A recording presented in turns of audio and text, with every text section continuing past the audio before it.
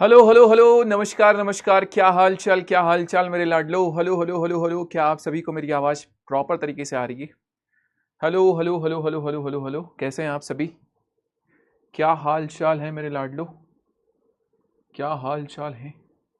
कैसे हैं आप सभी? Yes. Hello hello hello hello, good evening बच्चा, good evening good evening good evening good evening good evening. नमस्कार, गुड इवनिंग। स्वागत है आप सभी का हमारे आज के इस प्यारे से सेशन के अंदर, जिसका नाम है बायोलॉजी विशेष। आपका आज के इस प्यारे से सेशन में कोई भी डाउट नहीं रहेगा शेष, क्योंकि हमारा नाम है योगेश। आई होप सो आप सभी बहुत शानदार फर्स्ट क्लास होंगे और आप सभी की पढ़ाई बहुत अच्छी चल रही होगी। फटाफट से एक बार मुझे फायर इमोजी भेज करके बता दीजिएगा, क्या आप सभी को मेरी आवाज प्रॉपर तरीके से आ रही है? क्या मैं आप सभी को प्रॉपर तरीके से दिखाई दे रहा हूं? Hello hello hello hello hello hello hello hello hello, क्या हाल चाल, क्या हाल चाल? केसन बा भैया जी, केसन बा एकदम बढ़ियन बा के नाही? हाँ जी, गुड इवनिंग बच्चा, good evening good evening good evening. Hello Madhu ji, Kavita, Riya. Sir आप नहीं दिख रहे हैं, just a minute. Hello hello hello hello hello, just a minute just a minute just a minute भाई, मैं दिखाई नहीं दे रहा हूं।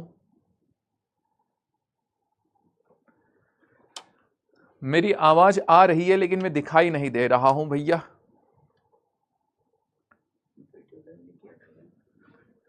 ऑल डन है यहां से तो, देख लो एक बार।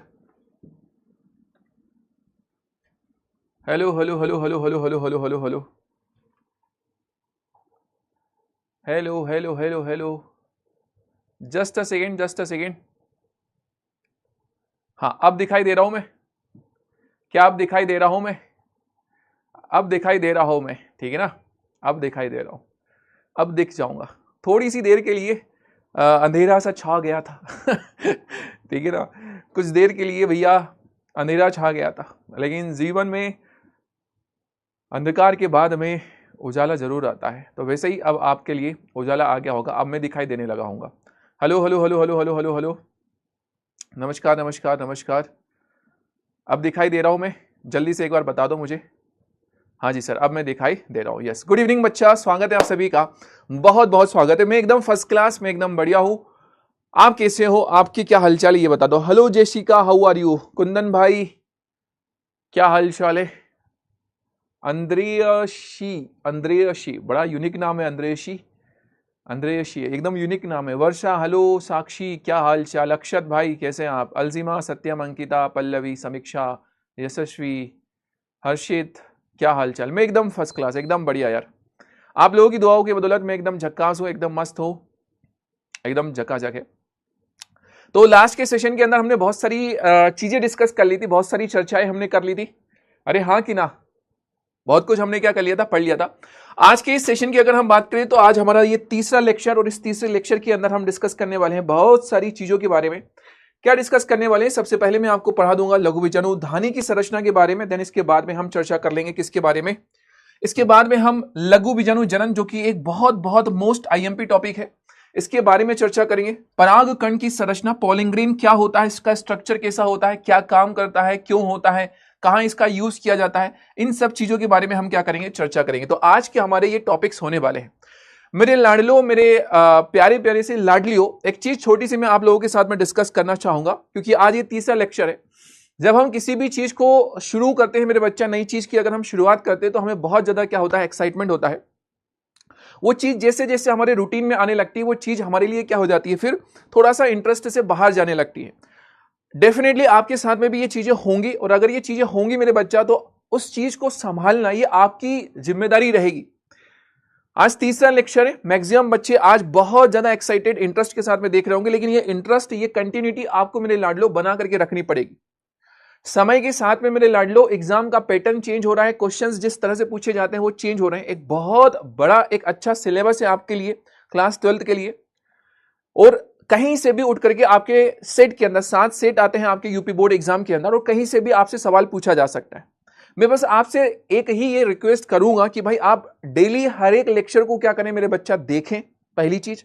और दूसरी बात मेरे लाडले की, आप भले ही कुछ याद करें या ना करें मेरे लाडले, शॉर्ट नोट्स जैसा जैसा मैं लिखता हुआ चलूंगा वैसे वैसे शॉर्ट नोट्स आप बनाते हुए चले, ठीक है ना?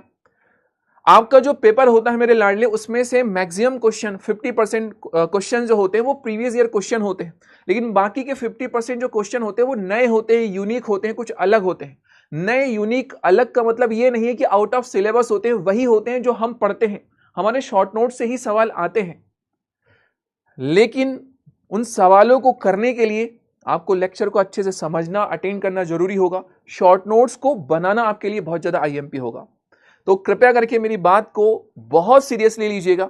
लेक्चर देखने के साथ साथ मेरे लाडले शॉर्ट नोट्स को भी बनाते हुए चलिएगा। ये चीज का एहसास आपको आने वाले समय में, जब आप अपनी स्कूल के अंदर एग्जाम्स जो होते हैं, स्कूल वाले एग्जाम्स जो होते हैं, वो जब देने लगोगे तो उसमें आपको रियलाइज हो जाएगा कि अपने शॉर्ट नोट से ही उठ करके क्या हो रहे हैं, सवाल आ रहे हैं। ठीक है ना सर? आप हमको भूल गए हैं? नहीं भूले मेरे बच्चा, नहीं भूले। ठीक है ना?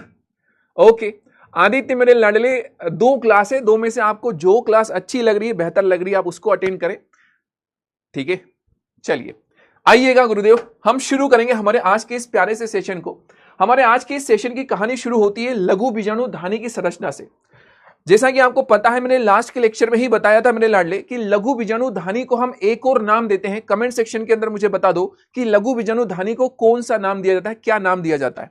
फटाफट से कमेंट सेक्शन के अंदर मुझे बता दो कि लघु बीजाणु धानी का हमारे पास में एक और नाम होता है, तो वो नाम क्या होता है। लघु बीजाणु धानी का हमारे पास में एक और नाम होता है, और वो नाम क्या होता है मेरे लाडले। डायग्राम साथ साथ बनाना आपके लिए जरूरी है, ठीक है ना, क्योंकि डायग्राम बनाने के लिए आपके बोर्ड एग्जाम में आएगा। मैं आपको हर एक चीज लिख करके, समझा करके, डायग्राम बना बना करके बता रहा हूं, तो उतनी ही मेहनत बस आपको करनी। बस आप देखो और आप जैसा जैसा मैं लिख रहा हूं वैसा वैसा क्या कर लो, लिख लो। That's it. इससे ज्यादा मुझे आपसे कुछ भी नहीं चाहिए। चलिए, आप में से मैक्सिमम बच्चों ने सही आंसर दिया है, लेकिन कुछ बच्चों ने थोड़ा सा कंफ्यूज भी हो गए। कुछ बच्चों ने बीजांड भी बोला है, कुछ बच्चों ने टेट्रास्पोरेंजिएट बोला है। मैंने सवाल आपसे यह पूछा है कि लघु बीजाणु धानी को हम एक और नाम देते हैं, क्या नाम होता है? पराग कोश उसका हमारे पास में नाम होता है। ठीक है ना? धानी का मतलब होता है थैली, और लघु बीजाणु धानी मतलब ऐसी थैली जहां पर लघु बीजाणु बनते हैं, उसे हम लघु बीजाणु धानी बोल देते हैं भैया। और जनरली लघु बीजाणु धानी को हम पराग कोश के नाम से भी क्या कर लेते हैं, जान लेते हैं, पहचान लेते हैं, समझ लेते हैं। ठीक है मार्ट साहब, इतनी बात हमारे पास में डन है। डायग्राम बनाने के लिए आपके लिए यहां से सवाल आएगा। अगर आपको भरोसा नहीं है मुझ पर, तो मैं आपको यह बता दूं, कहां गया वो सवाल।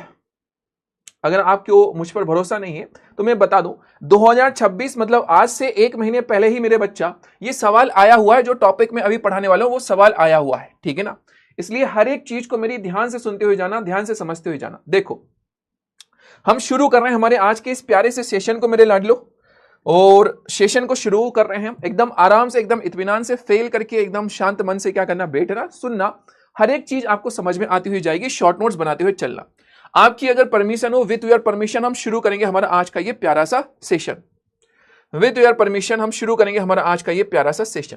अभी तक मैंने आपको बहुत सारी चीजें पढ़ा दी है, और मैंने आपको एक स्ट्रक्चर के बारे में भी पढ़ाया था लास्ट के लेक्चर में। ये स्ट्रक्चर हमारे पास में था किसका? ये जो स्ट्रक्चर था हमारे पास में, ये था किसका? हमारे पुंकेसर का स्ट्रक्चर था ये। ठीक है मार्ट साहब, यहां पर इस पुंकेसर के अंदर मार्ट साहब आपने बहुत सारी चीजें बताई थी। आपने कहा था ये ऊपर वाला जो हिस्सा होता है, ये क्या होता है? हमारे पास में फूला हुआ हिस्सा है, जिसे कि हम नाम दे देते हैं मार्ट साहब। इस फूले हुए हिस्से को मार्ट साहब हम नाम दे देते हैं। इस फूले हुए हिस्से का मार्ट साहब हमारे पास में नाम होता है क्या? परागकोश। और इसी परागकोश को मैं आपको क्या कर रहा हूं, डिटेल में थोड़ा जूम करके समझा रहा हूं। इसी परागकोश को हम क्या कर रहे हैं भैया, समझ रहे हैं। ये ऊपर वाला जो हिस्सा है, जो फूला हुआ हिस्सा है, उसी को मैं क्या कर रहा हूं, यहां पे एक्सप्लेन कर रहा हूं, समझा रहा हूं। ठीक है, आपको मैं एक इमेज एक दिखा दूं ताकि आप थोड़ा सा इमेजिन कर पाए। जैसे कि यहां पर देखिए, ये दिखाई दे रहा है आपको पूरा की पूरा एक हमारे पास में क्या है, पुंकेसर है। इसका ऊपर वाला ये जो भाग है, इसी को हम क्या बोलते हैं, परागकोश। और इस परागकोश का एक पतला सा हिस्सा हम क्या कर रहे हैं, कट कर रहे हैं। एक पतला सा हिस्सा कट करके हम उसको डिटेल में क्या कर रहे हैं, देख रहे हैं कि भैया उसके अंदर कौन कौन सी चीजें प्रेजेंट है।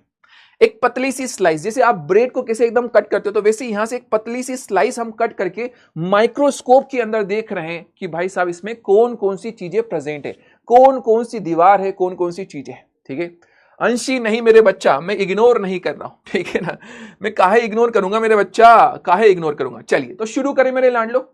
आपकी परमिशन, विथ योर परमिशन हम शुरू करते हैं हमारा आज का ये प्यारा सा सेशन। एकदम आराम से सुनिएगा, मेरी बातों को समझने का प्रयास कीजिएगा। देखो, मैंने आपसे सिर्फ इतना कहा कि ये ऊपर वाला हिस्सा जिसे कि हम परागकोश के नाम से जान रहे हैं, इसको मैंने हल्का सा कट किया और कट करके मैंने क्या किया, माइक्रोस्कोप के अंदर इसको देखा। जब माइक्रोस्कोप के अंदर देखा तो मेरे लाडले यहां पर हमें क्या देखने को मिलेंगे, 4 कोने दिखाई दिए। इसीलिए इसको हम चतुष्कोणीय के नाम से क्या कर रहे थे, जान रहे थे। 4 कोने होते हैं इसलिए हम इसको चतुष्कोणीय के नाम से क्या करते थे, जानते थे। ठीक है मार्ट साहब, डन डना डन डन वाली बात है हमारे पास में, डन डना डन डन वाली बात है हमारे पास में कि ये चतुष्कोणीय के नाम से हमारे पास में क्या था, ये जाना गया था। ओके, देखो ध्यान से सुनो, हमने बस इसकी एक स्लाइस, एक पतली सी लेयर इसको कट की, मतलब एक हल्का सा एक हिस्सा टुकड़ा कट किया और यहां पे हम इसको क्या कर रहे हैं, देख रहे हैं। ठीक है सर जी, ये जो दिखाई दे रहा है हमारे पास में ये परागकोश है, हम इसको माइक्रोस्कोप में देख रहे हैं। जब इसको हम माइक्रोस्कोप में देख रहे हैं मेरे बच्चा, तो यहां पर हमें कुछ अलग अलग लेयर्स देखने को मिलती है, दीवारें। लेयर्स का मतलब हो गया दीवारें हमें देखने को मिलती है। सबसे पहले बाहर की साइड हमें क्या देखने को मिलती है, एक इस तरह से एक लेयर दिखाई दे रही है। एक है सबसे बाहर की तरफ हमारे पास में क्या हो गई, लेयर हो गई। आराम से सुनते हुए जाना, आराम से समझते हुए जाना। एक लेयर हमारे पास में दिखाई दे रही है इधर बाहर की साइड पे। ओके, ये जो लेयर हमें दिखाई दे रही है, पतली सी लेयर जो दिखाई दे रही है सबसे पहले नंबर की, इस लेयर को मेरे लाडलो हम नाम दे देते हैं एपिडर्मिस। इंग्लिश नाम भी बता रहा हूं, हिंदी नाम भी बता रहा हूं, तो टेंशन मत लेना, घबराना मत। ये जो पहली हमारे पास में लेयर हमें दिखाई दे रही है, इस पहली सी लेयर का हमारे पास में नाम था क्या, एपिडर्मिस। ठीक है मार्ट साहब, अब ये लेयर है किससे मिलकर के बनी हुई है, कोशिकाओं से मिलकर के बनी हुई है। ये है हमारे पास में कौन सी लेयर, फर्स्ट लेयर। और इस फर्स्ट लेयर को अगर हमने देखा तो हमने कहा भैया ये कोशिकाओं से मिलकर के बनी हुई है। ओके मार्ट साहब, कोशिकाओं से मिलकर के बनी हुई हमारे पास में ये लेयर हो गई। आराम से देखते हुए जाओ, इस तरह से हमारे पास में ये दिखाई दे रहा है। ओके मार्ट साहब, डन डना डन डन। ये छोटी छोटी सी हमारे पास में क्या दिखाई दे रही है, यहां पे कोशिकाएं दिखाई दे रही है। और इन छोटी छोटी सी कोशिकाओं से मिलकर के बनी हुई है हमारे पास में ये पहली दीवार। पहली दीवार, ठीक है। इस पहली दीवार का नाम क्या होता है, इस पहली दीवार का नाम होता है हमारे पास में एपिडर्मिस, या इसी को मेरे लाडले हिंदी में क्या नाम दे देते हैं, हिंदी में इसका हमारे पास में नाम हो जाता है बाह्य त्वचा। हिंदी में इसका हमारे पास में नाम हो चला है क्या, बाह्य त्वचा। मेरी बात समझ में आ रही है? सवाल यहां से एक लॉन्ग क्वेश्चन भी आता है और एमसीक्यू क्वेश्चन भी आता है, इसलिए आराम से सुनना। सबसे पहली लेयर हमें यहां पे देखने को मिली और उस पहली सी लेयर को हमने नाम दे दिया है एपिडर्मिस, बाह्य त्वचा। एपिडर्मिस या बाह्य त्वचा इसका हमारे पास में क्या हो गया है, नाम हो गया है। ठीक है मेरे बच्चा, कोई कंफ्यूजन मेरे लाडले? अब कोई कंफ्यूजन मेरे लाडले? कोई नगमा? हाँ जी, ये है हमारे पास में पहली लेयर और इस पहली लेयर को हमने नाम दे दिया भैया ये हमारे पास में बाह्य त्वचा हो गई, एपिडर्मिस इसका हमारे पास में नाम हो गया। ठीक है मार्ट साहब, इतनी बात हमारे पास में क्या है, डन है। इस बाह्य त्वचा के साथ में बाह्य त्वचा, इंग्लिश में क्या नाम दिया है इसे, इंग्लिश में हमने नाम दे दिया भैया एपिडर्मिस। एपिडर्मिस इसका हमारे पास में नाम हो चला है। ठीक है, आइए इस बाह्य त्वचा के जस्ट बाद में मेरे लाडलो यहां पर हमें और दूसरी कुछ लेयर्स क्या होती है देखने को मिलती है। बाह्य त्वचा के बाद में कुछ और लेयर्स यहां पे हमें देखने को मिलती है, जैसे कि यहां पर स्टार्ट हो गई हमारे पास में और लेयर, ये दूसरे नंबर की लेयर हो गई। ये जो दूसरे नंबर की हमें लेयर दिखाई दे रही है मेरे लाडले, दूसरे नंबर की ये जो लेयर होती है इसे हम नाम दे देते हैं मेरे बच्चा, ये अंतस्थ त्वचा हो गई है। एक है बाह्य त्वचा या फिर उसी को हमने क्या नाम दिया, बाह्य भित्ति नाम दिया। और दूसरे नंबर की जो हमारे पास में दिखाई दे रही है इसे हम नाम दे रहे हैं ये अंतस्थ त्वचा है, अंदर के साइड वाली त्वचा अंतस्थ त्वचा इसका नाम हो गया। ठीक है, अंतस्थ त्वचा इसका हमारे पास में क्या हो चला है, नाम हो चला है। अब इस अंतस्थ त्वचा के साथ में ये खासियत, ये है हमारे पास में क्या, अंतस्थ त्वचा। इंग्लिश में इसे बोल रहे हैं भैया एंडोडर्मिस, हिंदी में इसका नाम हो गया हमारे पास में अंतस्थ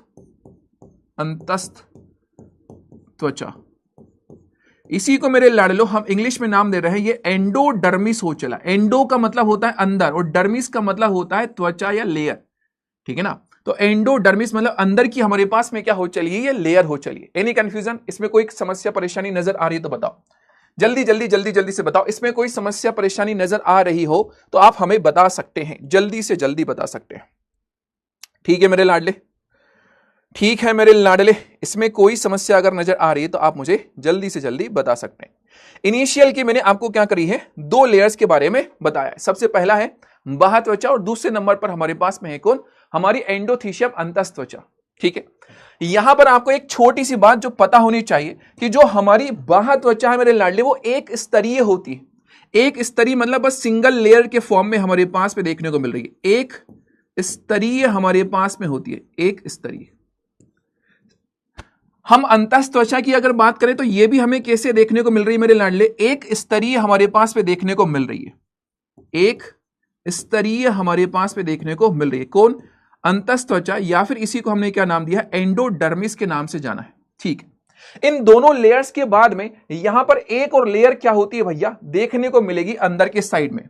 और ये जो दूसरे नंबर, अब ये जो इसके बाद की जो लेयर देखने को मिल रही है, इसका नाम हो जाता है क्या, मध्य परत, या इसी को बेटा जी मिडिल लेयर के नाम से क्या किया जाता है, जाना जाता है।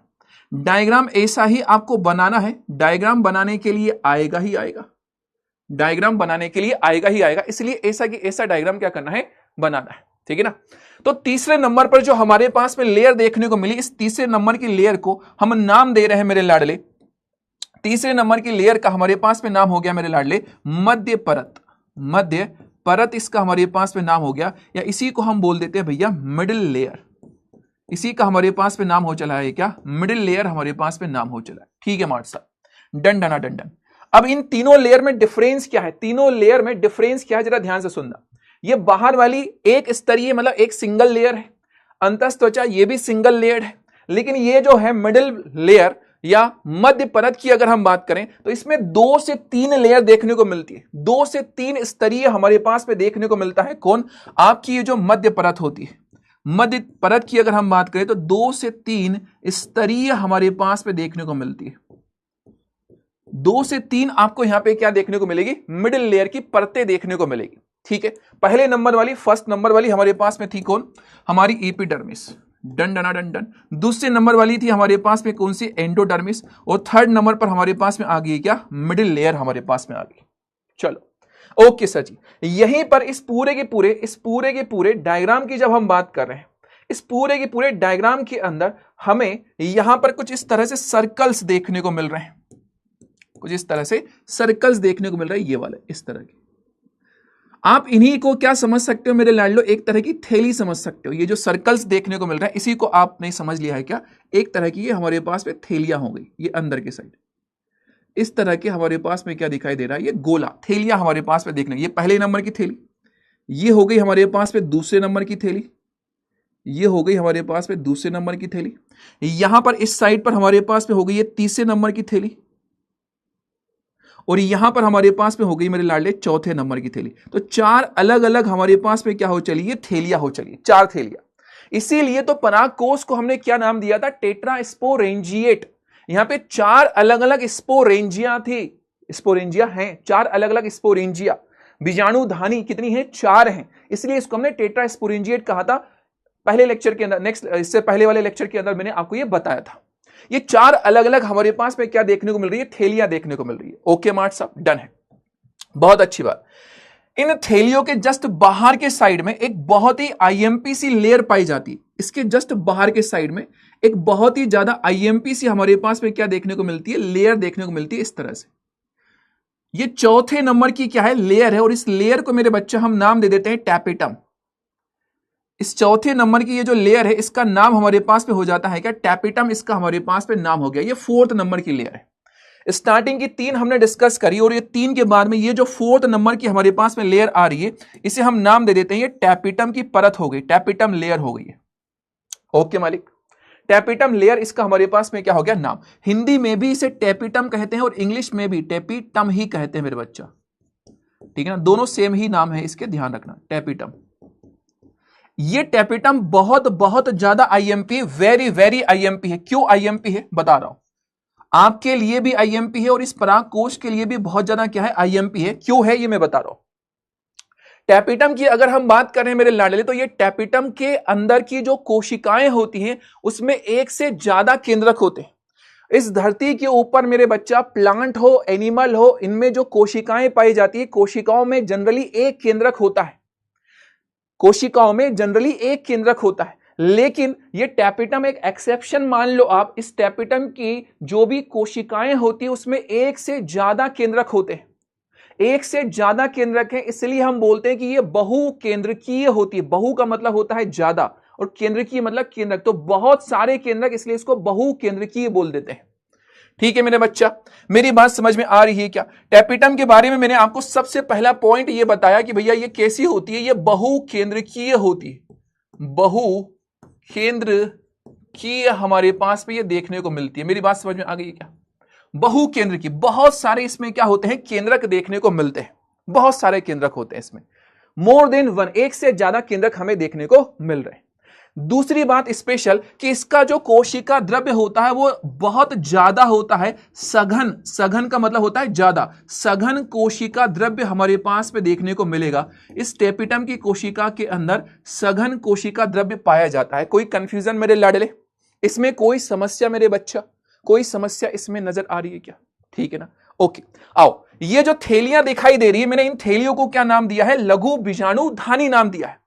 और मैंने आपको कल ही पढ़ाया था कि धानी का मतलब थैली, लघु बीजाणु धानी मतलब लघु बीजाणु की थैली, जहां पर लघु बीजाणु बन रहा है, लघु बीजाणु बन रहा है।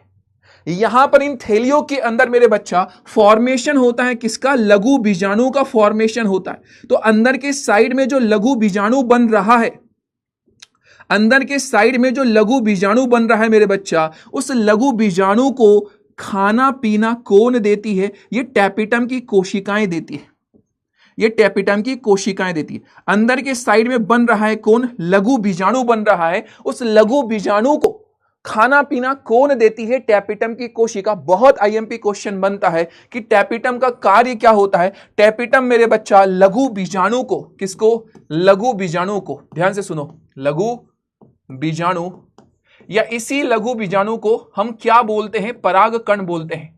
तो लघु बीजाणु या फिर हमने कहा भैया परागकण को पोषण प्रदान करना, परागकण को क्या करना मेरे बच्चा? पोषण, पोषण देना। ये किसका काम होता है? इस टैपिटम का काम होता है। क्या आपको मेरी ये बात समझ में आ गई है? अगर हाँ तो एक बार फायर इमोजी भेज दो। अगर मेरी इतनी बात समझ में आ गई मेरे बच्चा तो एक बार क्या कर दो? फायर इमोजी भेज दो। जल्दी से मेरे लाडले डन डना डन डन कर दो, जल्दी से मेरे लाडले डन डना डन डन कर दो। यस, कोई समस्या इसके अंदर? कोई समस्या इसके अंदर मेरे बच्चा? कल की बात है, कल की बात है, मेरे को नाम भूल गया मैं, ठीक है ना, नाम भूल गया बच्ची का। उन्होंने पूछा था कि सर लघु बीजाणु धानी का अगर डायग्राम पूछे या पराग कोश का डायग्राम पूछे तो कौन सा डायग्राम बनाना है हमें? यही वाला डायग्राम। आपसे बोला जाए कि परागकोश की संरचना का नामांकित चित्र बनाइए तो भी आपको यही डायग्राम बनाना है। आपसे बोला जाए लघु बीजाणु धानी की संरचना का नामांकित चित्र बनाइए तो भी आपको यही वाला डायग्राम बनाना है। ठीक है मेरे लाडले, कोई समस्या इसके अंदर नजर आ रही है क्या? नहीं सर जी। ये किसका डायग्राम था? ये लघु बीजाणु धानी का हमारे पास में डायग्राम था। ये जो डायग्राम है मेरे लाडले, इस डायग्राम को हम बोलते हैं अनुप्रस्थ काट। ये जो डायग्राम मैंने बनाया ना, इसको हम बोलते हैं अनुप्रस्थ काट। अनुप्रस्थ मतलब आपने ऐसा स्लाइस, एक स्लाइस को क्या किया है? कट किया है। एक स्लाइस को आपने कट किया, इसलिए इसको हम बोलते हैं अनुप्रस्थ काट। ये जो डायग्राम है, ये कौन सा डायग्राम है? अनुप्रस्थ काट। अनुप्रस्थ काट मतलब आपने उस स्ट्रक्चर को कट किया था स्लाइस के जैसे, और फिर उसका क्या किया? आपने डायग्राम बनाया। किसका अनुप्रस्थ काट है ये? तो आप बोलेंगे भैया लघु बीजाणु धानी, लघु बीजाणु धानी, या फिर आप बोल सकते हैं मेरे बच्चा क्या? परागकोश, या फिर आप बोल सकते हो परागकोश की क्या है ये? अनुप्रस्थ काट। परागकोश की अनुप्रस्थ काट है। तो दो में से कुछ भी पूछा जाए आप यही डायग्राम बना करके आएंगे। डन डना डन डन है सर जी। आओ सुनाओ तुम्हें अंडे का फंडा। सवाल कैसे पूछे जाते हैं मैं आपको ये बताता हूं। जैसा कि मैंने अभी आपसे कहा, इसी साल 2026 में यहां से सवाल आया था। देखो, पूछा गया कि भैया एक परिपक्व परागकोश की अनुप्रस्थ काट का नामांकित चित्र बनाइए। आपको यही सेम डायग्राम क्या करना है? बना करके आना है।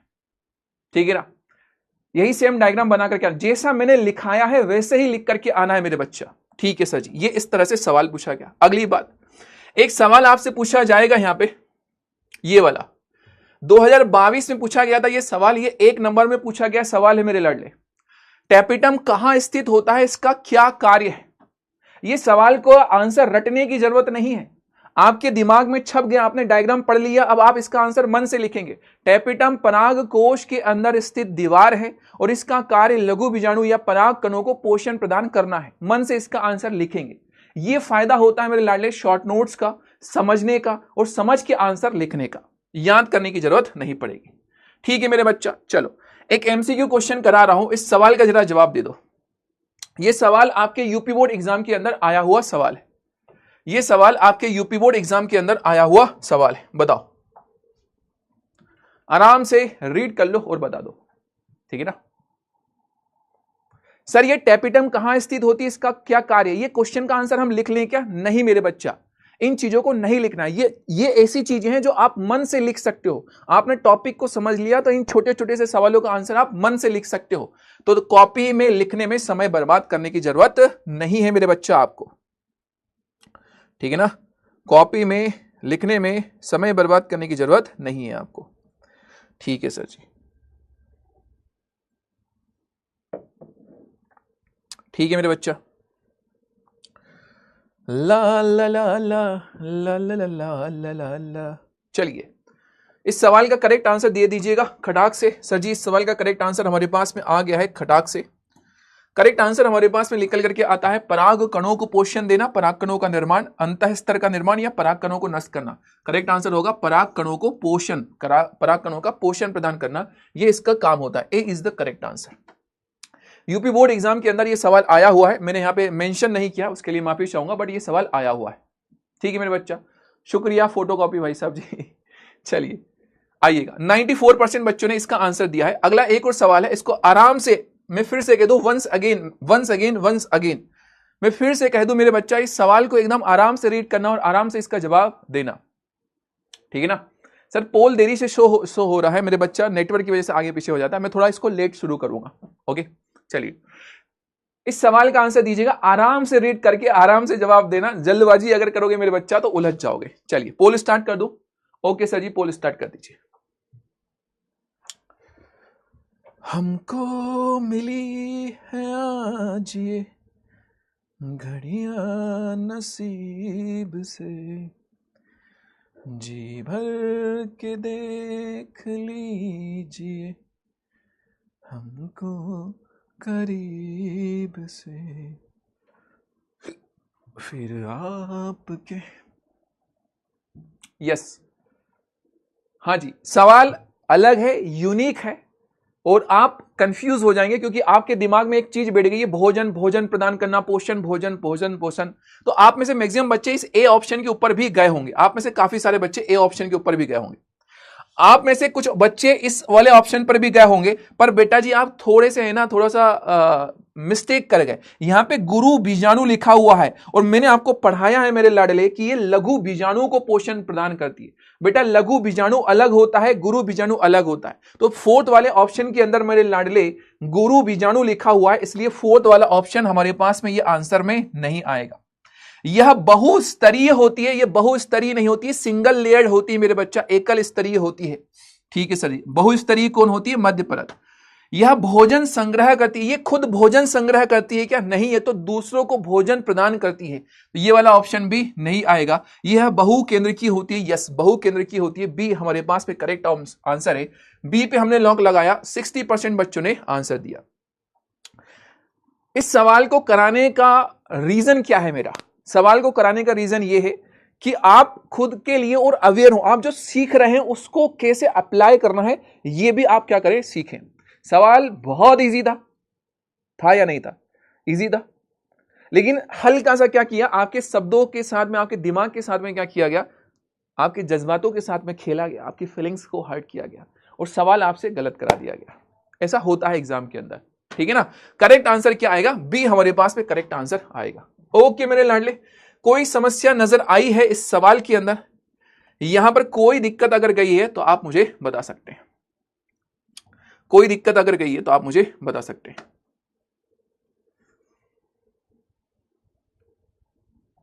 चलिए भैया आओ आओ सुनाओ तुम्हें मैं अंडे का फंडा। चलिए डन डन डन डन, कोई डाउट? कुछ डाउट है? चलो एक छोटी सी बात और मैं बता दूं, ज्यादा आईएमपी नहीं है लेकिन फिर भी मैं बता देता हूं। देखो यहां पर इस पूरे की पूरे डायग्राम के अंदर यदि आप ये सेंटर वाला पोर्शन देखोगे, सेंटर वाला पार्ट देखोगे, ये वाला हिस्सा, तो ये वाला जो हिस्सा होता है यहां पर कुछ ऐसे टिश्यू पाए जाते हैं, यहां पे कुछ ऐसे ऊतक पाए जाते हैं मेरे बच्चा, जो कि क्या करते हैं, इन सबको आपस में जोड़ने का काम करते हैं। ठीक है ना। फॉर एग्जाम्पल के लिए मेरे लाडलो, आपके पास में कॉपी है, कॉपी के दो अलग अलग हिस्से, तो बीच में स्टेपलर लगा हुआ, उस स्टेपलर का काम है कॉपी के दोनों हिस्से को आपस में जोड़ करके रखना है।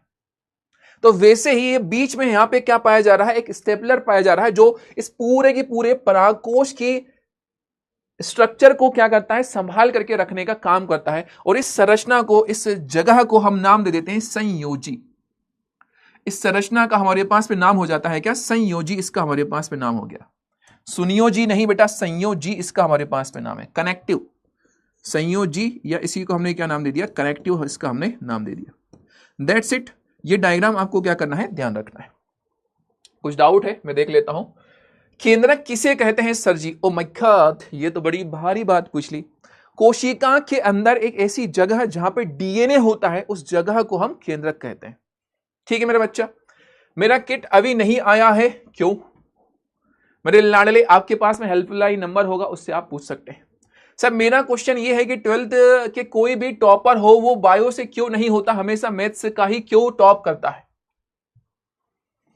बेटा बायो का भी टॉपर होता है, पर बायो में नंबर थोड़े ज्यादा कट जाते हैं, मैथ्स में नहीं कटते। इसलिए आपने क्लास 11 में बताया था कि टेपिटम और ऑस्टियोब्लास्ट बहुकेंद्रकीय होता है। यस जेसिका, बहुत अच्छी बात है, आपको वो 11th वाली बात याद है। तो दो ही कोशिकाएं ऐसी होती है, एक तो ऑस्टियोब्लास्ट। ऑस्टियोब्लास्ट मैंने इसलिए अभी नहीं बताया क्योंकि उसकी जरूरत नहीं थी, और कंफ्यूज होते हैं, मतलब जिन बच्चों ने 11th में ज्यादा नहीं ठीक से पढ़ा वो कंफ्यूज होते हैं, इसलिए मैंने ऑस्टियोब्लास्ट नहीं बताया। सर क्या डायग्राम में लिंक्ड इन फंक्शन भी लिखने हैं क्या, जो आपने लिखा है? मेरे लाडले, अगर ये डायग्राम आया, आपको same as it is diagram छाप करके आना है। मैंने लिखा एक स्तरीय, आप भी लिख करके आओगे। मैंने यहां पे लिखा ये सारी चीजें, ये आप लिख करके आओगे। सर इससे क्या हो जाएगा, इससे एग्जामिनर के ऊपर इंप्रेशन पड़ता है कि यार बच्चा समझदार है। वो चाहता तो सिर्फ नाम लिख करके भी छोड़ सकता था, लेकिन उसने इनके बारे में एक एक पॉइंट भी लिखा है। तो एग्जामिनर आपको, आपके काम से क्या होता है, इंप्रेस होता है। इसके अंदर कुछ लिखना भी होगा, इसके अंदर कुछ लिखना भी होगा। अगर नहीं बेटा, अगर सिर्फ डायग्राम आया तो आपको सिर्फ डायग्राम बना करके आना है और कुछ नहीं। जैसे कि यहां पे ये सवाल आया था, कहां गया ये वाला, तो यहां पे सिर्फ आपको जैसा मैंने डायग्राम बनाया वो डायग्राम बना करके आना है। भित्तियों का विस्तृत एक लघु बीजाणु का परिदृश्य। टैपिटम समझा दीजिए सर, जो आप लिखे हैं लघु बीजाणु मतलब। वीरेंद्र भाई, आपने कल वाला लेक्चर शायद से देखा नहीं है, मैंने कल बताया था। नर युग्मक जो होता है उसको हम लघु बीजाणु के नाम से क्या कर देते हैं, जानते हैं। ठीक है ना।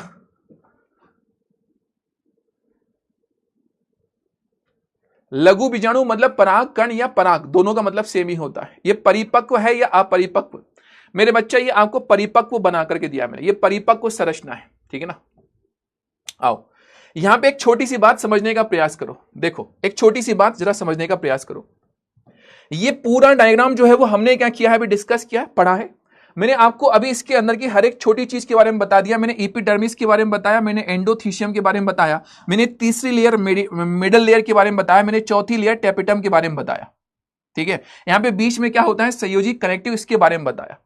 साइंटिस्टों ने क्या किया मेरे बच्चा, कि इस पूरे डायग्राम में ये वाला जो हिस्सा है, ये जो कोने वाला हिस्सा है, इसके ऊपर उन्होंने फोकस डाला, उसके ऊपर उन्होंने फोकस डाला और ज्यादा जूम किया। किसको? माइक्रोस्कोप को।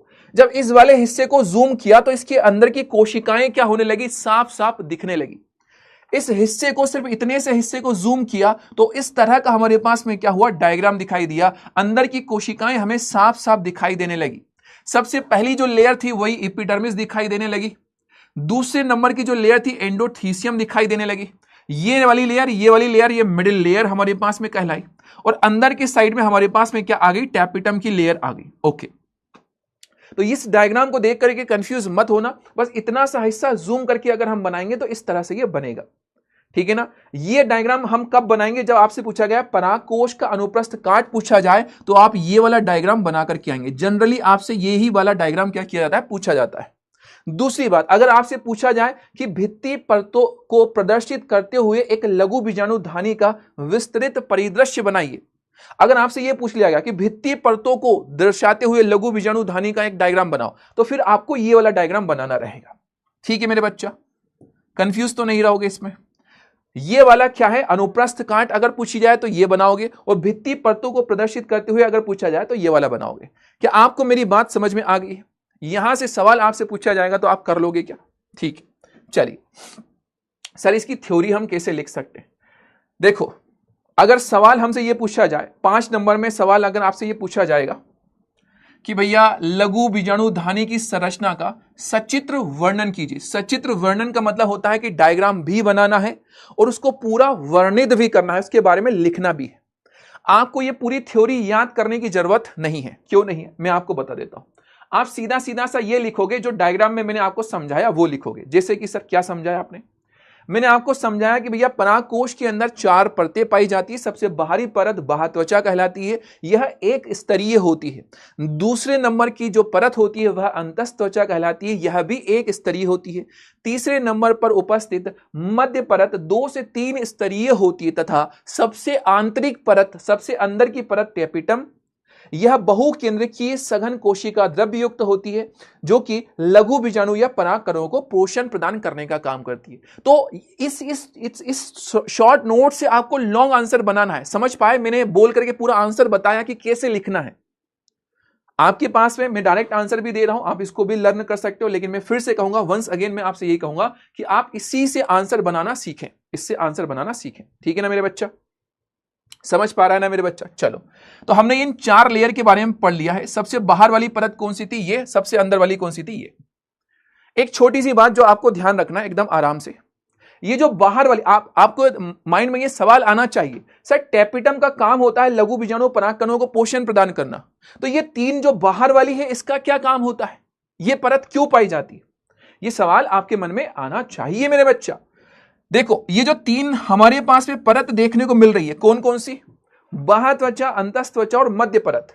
ये तीनों की तीनों जो परतें होती है मेरे लाडलो, इनका काम होता है अंदर की कोशिकाओं को, अंदर की चीजों को क्या करती है? सुरक्षा प्रदान करने का काम करती है।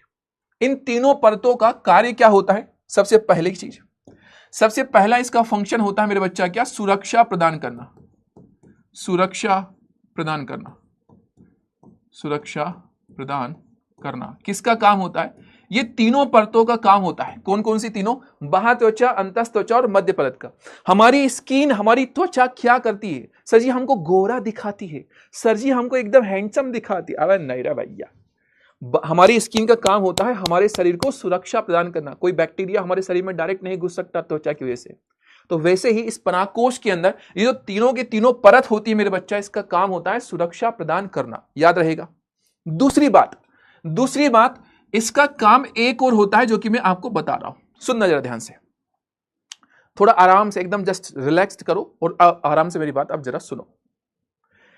यहां इस लघु बीजाणुधानी के अंदर, इस पूरे परागकोश के अंदर, यहां पे अंदर के साइड में किसका निर्माण होता है? लघु बीजाणुओं का निर्माण होता है। लघु बीजाणु परागकण का निर्माण होता है। कहां पर? ये अंदर। ठीक है ना? जब ये पूरे लघु बीजाणुधानी, ये जो परागकोश होता है, जब ये यंग होता है, मतलब अभी अभी बना है, तब एकदम ये हरे रंग का नॉर्मल सा दिखाई देगा आपको, हरे पीले रंग का नॉर्मल सा। लेकिन जैसे जैसे जैसे समय बीतता हुआ जाएगा, इसके अंदर के साइड जो थैलियां हैं उसमें लघु बीजाणु परागकण बनते जाएंगे। और परागकण ऐसा नहीं है कि 2, 4, 8, 10 बनेंगे, नहीं, बहुत सारी संख्या में परागकण बनते हैं। तो जब एक उम्र हो जाएगी, इस पूरे के पूरे परागकोश की जब उम्र होती है, थोड़ा सा एक एज हो जाती है, इसके अंदर बहुत सारे लघु बीजाणु परागकण बन जाते हैं। उस समय पर ये जो पूरा की पूरा परागकोश है, ये फूट जाता है, बस्ट हो जाता है, फूट जाता है। इसकी जो दीवारें होती हैं वो अपने आप इसको क्या कर लेती है? फोड़ लेती है। सर कैसे फूट जाता है? देखो, एक डायग्राम में आपको दिखा रहा हूं, ये रहा डायग्राम, ये है डायग्राम। परागकोश जब परिपक्व हो जाता है, एकदम मैच्योर हो जाता है, उस समय पर इसकी दीवारें बहुत ज्यादा प्रेशर की वजह से, प्रेशर क्यों? क्योंकि अंदर बहुत सारे लघु बीजाणु बन गए, परागकण बन गए, तो ये बर्स्ट हो जाता है, फूट जाता है। ये दीवारें यहां से क्या हो जाती है? फूट जाती है। और अंदर वाले जो परागकण होते हैं, पॉलिन ग्रेन, वो सब क्या हो जाते हैं? बाहर निकल आते हैं। ठीक है ना, बाहर निकल आते हैं। तो ये जो डायग्राम आपको दिखाई दे रहा है इसमें परागकोश क्या है, फूट गया, स्फुटित हुआ है, स्फुटित हुआ है। और परागकोश को फोड़ने का, स्फुटित करने का काम कौन करता है? अगर आपसे ये पूछा जाए कि भैया इस पराग कण को स्फुटित करने का काम किसका होता है, तो इन्हीं तीनों परतों का होता है। ठीक है ना, परागकोश, परागकोश का स्फुटन, स्फुटन मतलब फूटना, स्फुटन करना। क्या आपको मेरी बात समझ में आ गई? इन तीन परतों का काम होता है सुरक्षा प्रदान करना और स्फुटन करवाना। उस परागकोश जब परिपक्व हो जाए तब उसको फोड़ देना, ये इसका क्या होता है, काम होता है। चलिए मार्ट साहब, महाराज, इसमें कोई समस्या, कोई कंफ्यूजन, कोई डाउट नजर आ रहा है तो आप मुझे बताएं, अन्यथा एक बार फायर इमोजी भेज दें। ठीक है ना, ओके। ये वाला डायग्राम मेरे बच्चा आपको ध्यान रखना है। तीन डायग्राम मैंने आपको पढ़ाए हैं। सबसे पहला आपसे पूछा जाएगा लघु बीजाणुधानी या परागकोश की अनुप्रस्थ काट का डायग्राम, तो जो पहले नंबर पे बताया। अगर आपसे पूछा जाएगा मेरे लाडले, अगर आपसे पूछा जाएगा मेरे लाडले भित्ति परतों को प्रदर्शित करते हुए एक लघु बीजाणुधानी का डायग्राम, तो आप ये वाला डायग्राम बनाएंगे। और तीसरे नंबर पर मेरे बच्चा आपसे पूछा जाएगा कि स्फुटित परागकोश का चित्र बनाओ, मतलब इस तरह का डायग्राम आपको बनाना रहे। कुछ नहीं करना है इसमें, ज्यादा कोई लोड नहीं लेना है। बस यहां से ये जो दीवारें होंगी ना, इसको आप क्या कर दोगे, ब्रेक कर दोगे।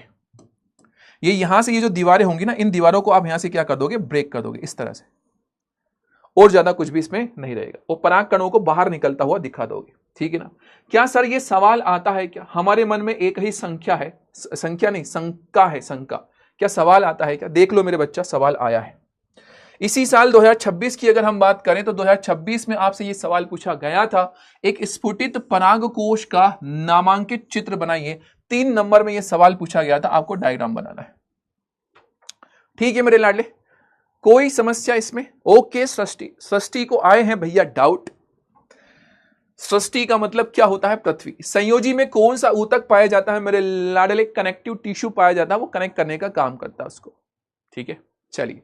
एंजाइम के जरिए फटता है तो उस एंजाइम का नाम क्या है? क्योंकि हर चीज के पीछे एंजाइम होता है सर।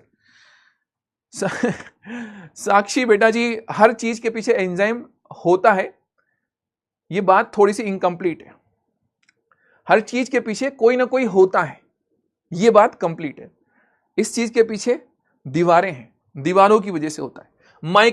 माइक्रोस्पोर मदर सेल क्या है, ये सूर्यांश में अभी बताऊंगा, टेंशन मत लो, बताऊंगा। ये डायग्राम समझ में नहीं आया माही, कहां पर कौन सा डाउट गया मेरे? अच्छा, ये वाला डायग्राम, इसमें एक बार और बता दूंगा। टेपिडम किस चीज की बनी होती है मेरे लाडले? डिफरेंट टाइप ऑफ टिश्यू की बनी हुई होती है, आपसे पूछा नहीं जाएगा। ठीक है।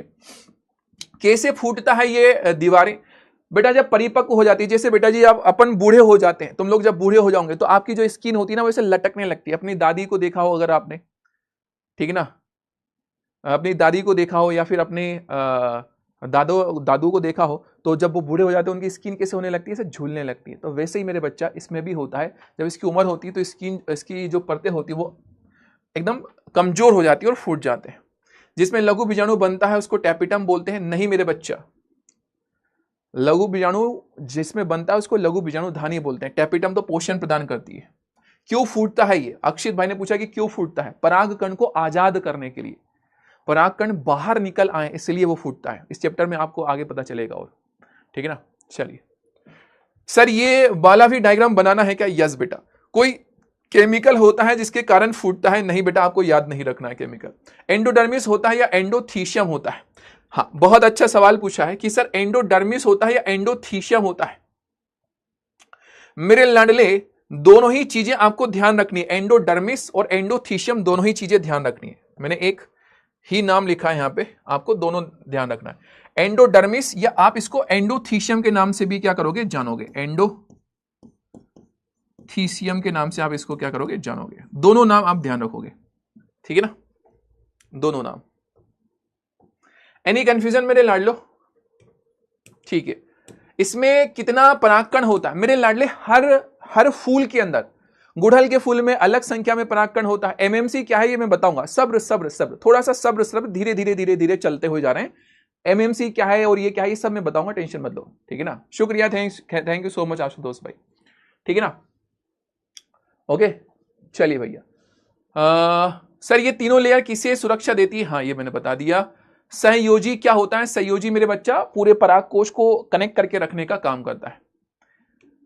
थ्योरी को भी लिखना है क्या? नहीं मेरे बच्चा, थ्योरी आप मन से लिखें, समझने का ज्यादा प्रयास करें, शॉर्ट नोट्स लिखने का ज्यादा काम करें और थ्योरी को मन से लिखने का काम करें, ठीक है ना।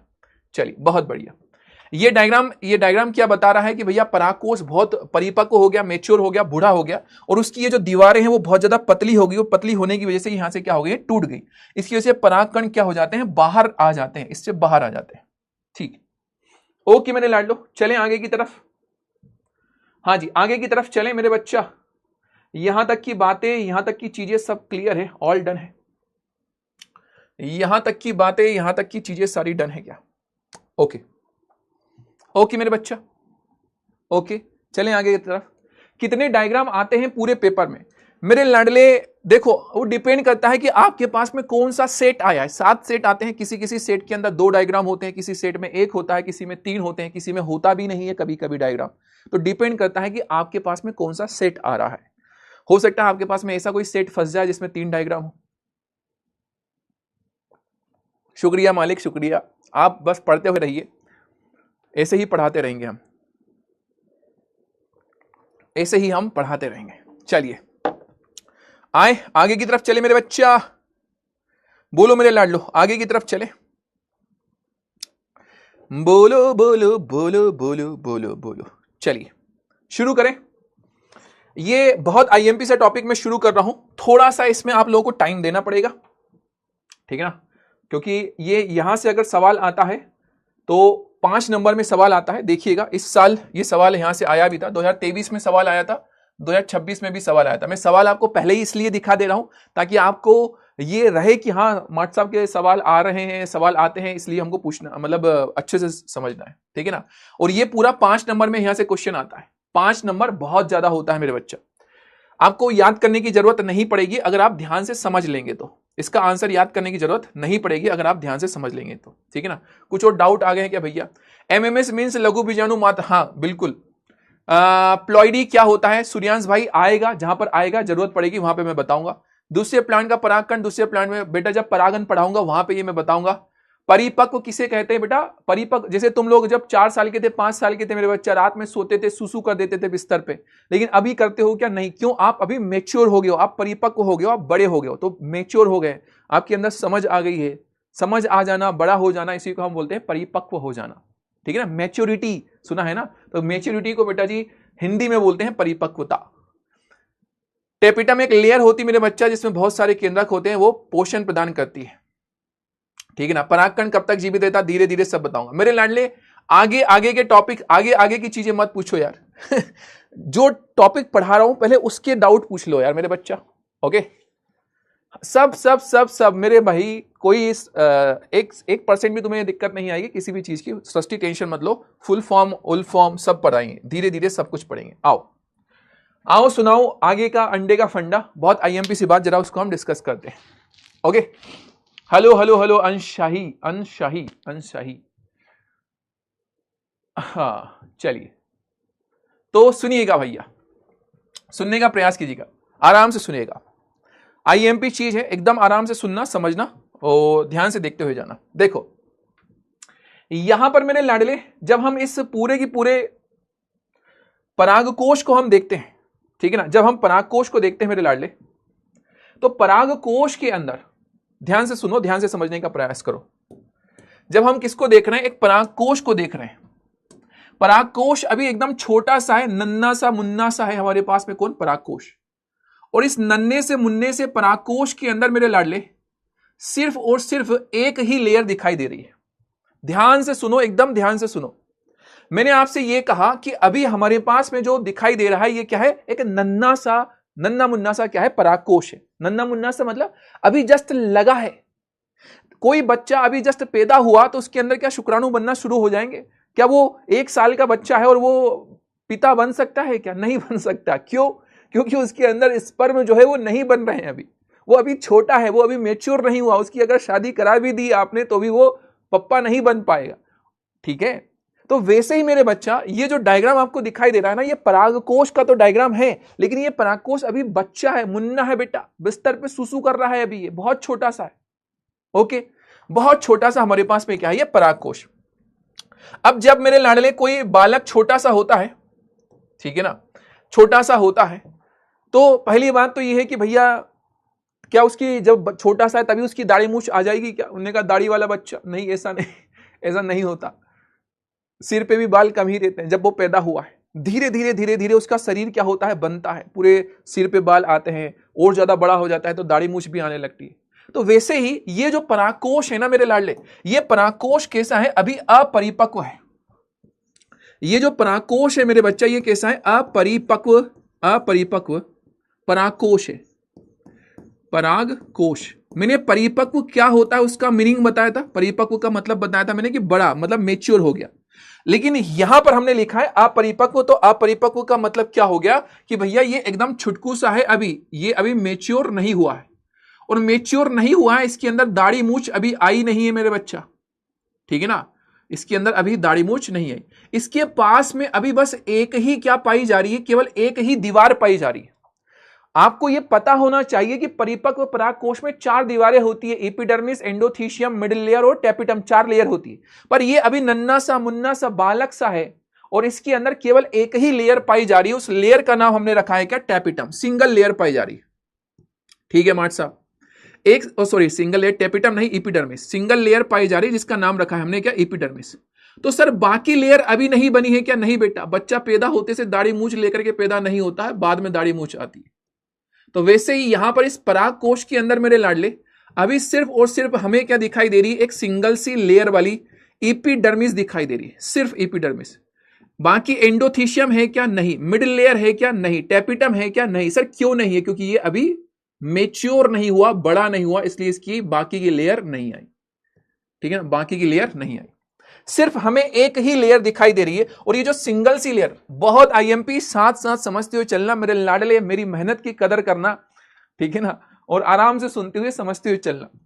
चलो, ये जो सिंगल सी लेयर दिखाई दे रही है, इसका नाम हमने रख दिया भैया ये बाह्य त्वचा हो गई, एपिडर्मिस हो गई। ओके सर, फिर इसके अंदर क्या होता है, सर इसके अंदर वो होता है क्या, उसको क्या बोलते हैं सर अपन, परागकण होता है क्या, नहीं मेरे लाडले, अंदर के साइड में परागकण फरागकण कुछ भी नहीं होता है, ठीक है ना, अंदर के साइड में परागकण फरागकण कुछ भी नहीं होता है, अभी कुछ भी नहीं, अभी बस ये एकदम नाबालिग है बेटा, ये अभी नाबालिग है। सिर्फ यहां पर हमें दिखाई दे रही है कौन, बाह्य त्वचा दिखाई दे रही, ठीक है मार्ट साहब। इस बाह्य त्वचा को ही हमने क्या नाम दिया है, एपिडर्मिस नाम दिया है, एपिडर्मिस हमने इसका नाम रखा है, ठीक है। ओके मार्ट साहब, एपिडर्मिस इसका हमने नाम रखा है।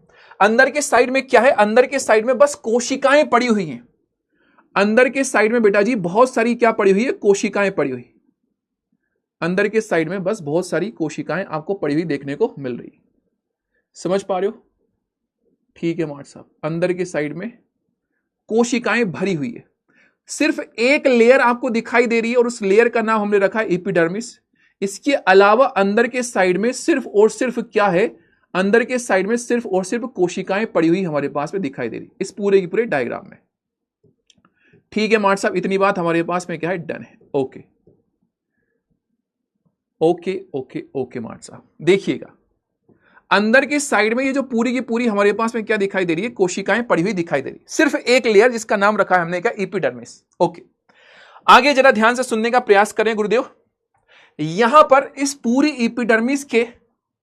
एपिडर्मिस के जस्ट नीचे के साइड, एपिडर्मिस के जस्ट नीचे के साइड एक कोशिका, एपिडर्मिस के जस्ट नीचे के साइड एक कोशिका देखने को मिलती है।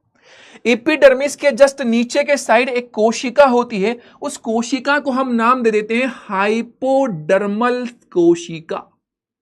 यहां पर इधर एक इधर वाले कोने पर दिखाई देगी, एक इधर वाले कोने पे दिखाई देगी, एक इधर वाले कोने पे दिखाई देगी, और एक इधर वाले कोने पे दिखाई देगी। कोशिका का नाम क्या रखा हमने, हाइपोडर्मल सेल। समझ पा रहे हो, बहुत आराम से चल रहा हूं क्योंकि मुझे पता है टॉपिक की वैल्यू क्या है, इसलिए आप भी सिंसियरिटी से चलना। हाँ, यहां पर हमने क्या कहा कि भैया इस पूरे डायग्राम के अंदर हमने कहा सिर्फ एक लेयर पाई जा रही है जिसका नाम रखा एपिडर्मिस। ओके मार्ट साहब, और इस एपिडर्मिस के जस्ट नीचे के साइड में एक कोशिका पाई जा रही है, उस कोशिका का हम नाम रख देते हैं हाइपोडर्मल सेल। उस कोशिका का हमने नाम रखा है हाइपोडर्मल सेल। ठीक है माट साहब, हाइपोडर्मल सेल। सर हिंदी में क्या बोलते हैं? हिंदी में भी बता रहे हैं, इसका नाम हमने रख दिया है हाइपोडर्मल सेल। ठीक है ना, हाइपोडर्मल सेल इसका हमने नाम रख दिया। कहां पर पाई जा रही है? ये जो सबसे बाहर वाली जो लेयर है उसके नीचे पाई जा रही है। और इस कोशिका को हिंदी में हम बोलते हैं अधस्तरीय कोशिका। स्तरीय कोशिका इसका हमारे पास में नाम हो चला है। अधोस्तरीय कोशिका इसका हमारे पास में क्या होता है? नाम होता है। क्या इतनी बात मेरी समझ में आ गई मेरे लाडले? मैंने आपसे अभी बस इतना सा कहा कि ये अभी एकदम नाबालिग है बेटा, और इसको अपरिपक्व कहा हमने। इसमें बस बाहर के साइड एक लेयर दिखाई दे रही है जिसका नाम हमने रखा बाह्यत्वचा, और यहां पे हर चारों कोने पर क्या दिखाई दे रही है? कोशिका। उस कोशिका का नाम रखा है हाइपोडर्मल सेल, अधस्तरीय कोशिका, अधोस्तरीय कोशिका उसका हमने नाम रख दिया। ठीक है मार्ट साहब, डन है मार्ट साहब, इतनी बात हमको समझ में आ रही है, धीरे धीरे समझ में आ रही है। ओके, अब होता क्या है कि समय के साथ में ये बालक, ये जो नाबालिग बालक है मेरे बच्चा, ये क्या होने लगा है? समय के साथ में बड़ा होने लगा है। जब ये समय के साथ में बड़ा होने लगा है मेरे लाडले, कौन? ये नाबालिग बालक क्या होने लगा है? बड़ा। तो इसकी ये जो हाइपोडर्मल कोशिका है ना, हाइपोडर्मल कोशिका के अंदर कोशिका द्रव्य होता है, लिक्विड होता है, और वो जो कोशिका द्रव्य है उसकी मात्रा क्या होने लगती है? बढ़ने लगती है। ठीक है ना, कोशिका द्रव्य की मात्रा बढ़ने लगती है। कोशिका द्रव्य जो होता है, कोशिका द्रव्य, उसकी मात्रा क्या होने लगी है? बढ़ने लगती है। किसके अंदर? हाइपोडर्मल सेल का जो अंदर का लिक्विड है जिसको हमने कहा कोशिका द्रव्य, उसकी मात्रा क्या होने लगी है? बढ़ने लगी है। भाई साहब बड़ी कतई जहरीला काम हो। जैसे ही अंदर की खबर हमको पता चली, क्या खबर पता चली भाई साहब? अंदर की खबर हमको यह पता चली कि इसके अंदर जो हाइपोडर्मल सेल है, हाइपोडर्मल जो सेल है उसका कोशिका द्रव्य क्या हो रहा है? बढ़ रहा है। यह हमको पता चल गया। और जैसे ही हमको यह पता लगा, हमने इस हाइपोडर्मल सेल का बेटा जो नाम है उसको क्या कर दिया? चेंज कर दिया। हमने कहा बेटा कि अब तुम हाइपोडर्मल नाम से नहीं जानो जाओगी। क्यों? तुम बड़ी हो गई हो, तुम समझदार हो गई हो। ठीक है ना, ओके, बड़ी हो गई हो, समझदार हो गई हो, इसलिए अब तुम हाइपोडर्मल के नाम से नहीं जाने जाओगी। ठीक है भैया, हमने कहा अगर हाइपोडर्मल के नाम से नहीं जाने जाएगी तो फिर काय से जाने जाएगी? इसका नाम हो जाता है आर्कीस्पोरियल सेल। इसका नाम हो जाता है क्या? आर्कीस्पोरियल सेल। इसका नाम हमने चेंज कर दिया। क्यों चेंज कर दिया नाम? क्योंकि इसके अंदर कोशिका द्रव्य बढ़ गया था। जब आप 1 साल के थे बेटा, 2 साल के थे, तो आपके हजारों नाम थे, बाबू, सोना, मतलब बहुत सारे नाम थे। जैसे ही आप 5-6 साल के हो गए मेरे लाडलो, तो फिर अब आपका प्यार जो है मम्मी पापा का वो कम होने लगा। फिर आपका एक यूनिक नाम क्या होने लगा है? बनने लगा है। समझ पा रहे हो ना? ठीक है, तो वैसे ही यहां पर इसके साथ में हुआ, यहां पर इसके कोशिका द्रव्य में इजाफा हुआ, कोशिका द्रव्य इसका बढ़ा। जैसे इसका कोशिका द्रव्य बढ़ा, हमने इसका नाम क्या कर दिया मार्ट साहब? चेंज कर दिया। और कोशिका द्रव्य जैसे ही बढ़ा, इसका नाम चेंज हो गया। इसका नाम हमने रख दिया है आर्कीस्पोरियल सेल। मैं हिंदी और इंग्लिश नाम दोनों बता रहा हूं, आप हिंदी में भी लिख सकते हैं और इंग्लिश में भी लिख सकते हैं, जैसा आपका मन हो, एग्जाम में नंबर नहीं कटेगा। आर्कीस्पोरियल सेल इसका हमारे पास में नाम हो गया। हिंदी में क्या बोलते हैं? तो हिंदी में इसका नाम होता है प्रप्रसु कोशिका, इसका हमारे पास में नाम होता है प्रप्रसु कोशिका। एनी कंफ्यूजन मेरे लाडले? धीरे धीरे धीरे धीरे आपको ये कहानी एकदम खून में, समझ में ऐसे आने लगेगी, मजा आ जाएगा। बस थोड़ा पूरी पिक्चर को सुनते हुए जाओ। हाँ जी, इतनी बात क्लियर है? कोई समस्या, कोई परेशानी नजर आ रही है तो आप हमें बता सकते हैं। कोई समस्या, कोई परेशानी अगर आपको नजर आ रही है तो आप हमें बता सकते हैं। जल्दी से बताएं, जल्दी से बताएं, जल्दी से बताएं, जल्दी से बताइए। एनी कंफ्यूजन मेरे लाडले? एनी कंफ्यूजन मेरे लाडले? इंग्लिश का क्लास कहां से चल रहा है भैया? अब इंग्लिश का क्लास कहां से चालू हुई गवाह? हाँ जी, हाँ जी मेरे बच्चा, इसमें कोई समस्या, कोई परेशानी? जल्दी से बताओ। ओके, आराम से चल रहा हूं मेरे लाडले, कद्र करना, आराम से सुनना, आराम से समझ ला यार मेरे बच्चा, ठीक है ना। आईएमपी बातें हैं, एकदम आराम से होले होले से समझा रहा हूं। तो हमने कहा कि भैया हाइपोडर्मल सेल जो है उसका नाम हमने क्या कर दिया, चेंज कर दिया, और नाम चेंज करके हमने इसका नाम रख दिया है क्या, इसका नाम हमने रख दिया मेरे लाडले आर्कीस्पोरियल कोशिका, ठीक है। Okay okay okay okay, topic पूरा कंप्लीट हो जाए उसके बाद में डाउट देख लूंगा। चलिए आइए, आओ सुनाऊं तुम्हें आगे की मैं बात, ठीक है ना, ठीक है ना। ओके, आगे की बात जरा ध्यान से सुनो। ये जो आर्कीस्पोरियल सेल है मेरे लाडले, इस आर्कीस्पोरियल सेल के अंदर विभाजन हो जाता है। विभाजन मतलब ये दो अलग अलग हिस्सों में टूट जाती है। कौन? आर्कीस्पोरियल सेल। कितने हिस्सों में? दो हिस्सों में टूट जाती है। आर्कीस्पोरियल सेल के अंदर भाई साहब विभाजन हो गया। कौन सा विभाजन हो गया भैया? समसूत्री विभाजन हो गया। ओके, तो वो दो अलग अलग हिस्सों में क्या हो गई मेरे लाडले? टूट गई। कौन टूट गई है? आर्कीस्पोरियल सेल। कितने हिस्सों में? दो अलग अलग हिस्सों में टूट गई, ठीक है मार्ट साहब। आर्कीस्पोरियल सेल दो अलग अलग हिस्सों में जैसे ही टूटी, आर्कीस्पोरियल सेल दो अलग अलग हिस्सों में क्या हो गई भैया? टूट गई। आओ सुनो जरा, ध्यान से समझने का प्रयास करो। हमने कहा कि भाई जो हमारी आर्कीस्पोरियल सेल है वो दो अलग अलग हिस्सों में क्या हो रही है? टूट रही है। जब दो अलग अलग हिस्सों में टूटी आर्कीस्पोरियल सेल, तो एक कोशिका का जो नाम है मेरे लाडले, ठीक है ना, आर्कीस्पोरियल सेल दो अलग अलग हिस्सों में क्या हुई है? टूटी है। जैसे ही दो अलग अलग हिस्सों में टूटी, एक कोशिका का हम नाम रख देते हैं, एक कोशिका का हम नाम रख देते हैं, एक कोशिका का हम नाम रख देते हैं पेराइटल सेल, और दूसरी कोशिका का हम नाम रख देते हैं मेरे लाडले स्पोरोजिनस सेल। ध्यान से सुनो, दो अलग अलग कोशिकाओं का क्या नाम हुआ? निर्माण हुआ। किससे निर्माण हुआ? आर्कीस्पोरियल सेल से। कितनी कोशिकाएं बनी? दो कोशिकाएं बनी। एक कोशिका का नाम रखा मेरे बच्चा, एक कोशिका का नाम रखा मेरे लाडले हमने पेराइटल सेल, भित्तीय कोशिका, और दूसरी वाली जो कोशिका है उसका नाम हमने रखा है क्या? Sporogenous cell. ध्यान से सुनो, एक बच्चे ने पूछा था कि सर एमएमसी क्या होता है, माइक्रोस्पोर मदर सेल क्या होता है, वही समझ में आएगा अब यहां पे। ये आर्कीस्पोरियल सेल जो है वो दो अलग अलग हिस्सों में क्या हो गई? टूट गई, डिवाइड हो गई भैया। जैसे ये दो अलग अलग हिस्सों में डिवाइड हो गई, तो हमने जो बाहर की तरफ, जो बाहर के साइड वाली जो कोशिका थी, बाहर की तरफ जो कोशिका थी उसका नाम हमने रख दिया पेराइटल सेल। बाहर की तरफ जो कोशिका थी उसका नाम रख दिया हमने पेराइटल सेल, और अंदर की तरफ जो कोशिका थी उसका नाम रख दिया मेरे बच्चा क्या? Sporogenous cell. ठीक है सर जी। सर हिंदी में क्या कहेंगे? देखो सुनो भैया सुनो, ये बाहर वाली का नाम हमने रखा है पेराइटल सेल, पेराइटल सेल इसका हमारे पास में नाम हो गया, और अंदर वाली का नाम हो गया हमारे पास में स्पोरोजीनस सेल, स्पोरोजीनस सेल इसका हमारे पास में नाम हो गया। हिंदी में इसका नाम हो जाता है भित्तीय कोशिका। हिंदी में इसका हमारे पास में नाम हो गया है क्या? भित्तीय कोशिका। भित्तीय कोशिका इसका हमारे पास में नाम हो चला है, ठीक है सर जी। और इसका नाम होता है बीजाणुजन कोशिका। हिंदी में इसका नाम हमने रख दिया है भित्तीय कोशिका। भित्तीय कोशिका इसका हमारे पास में नाम हो गया, और इस वाली का हमारे पास में नाम हो गया मेरे लाडले क्या?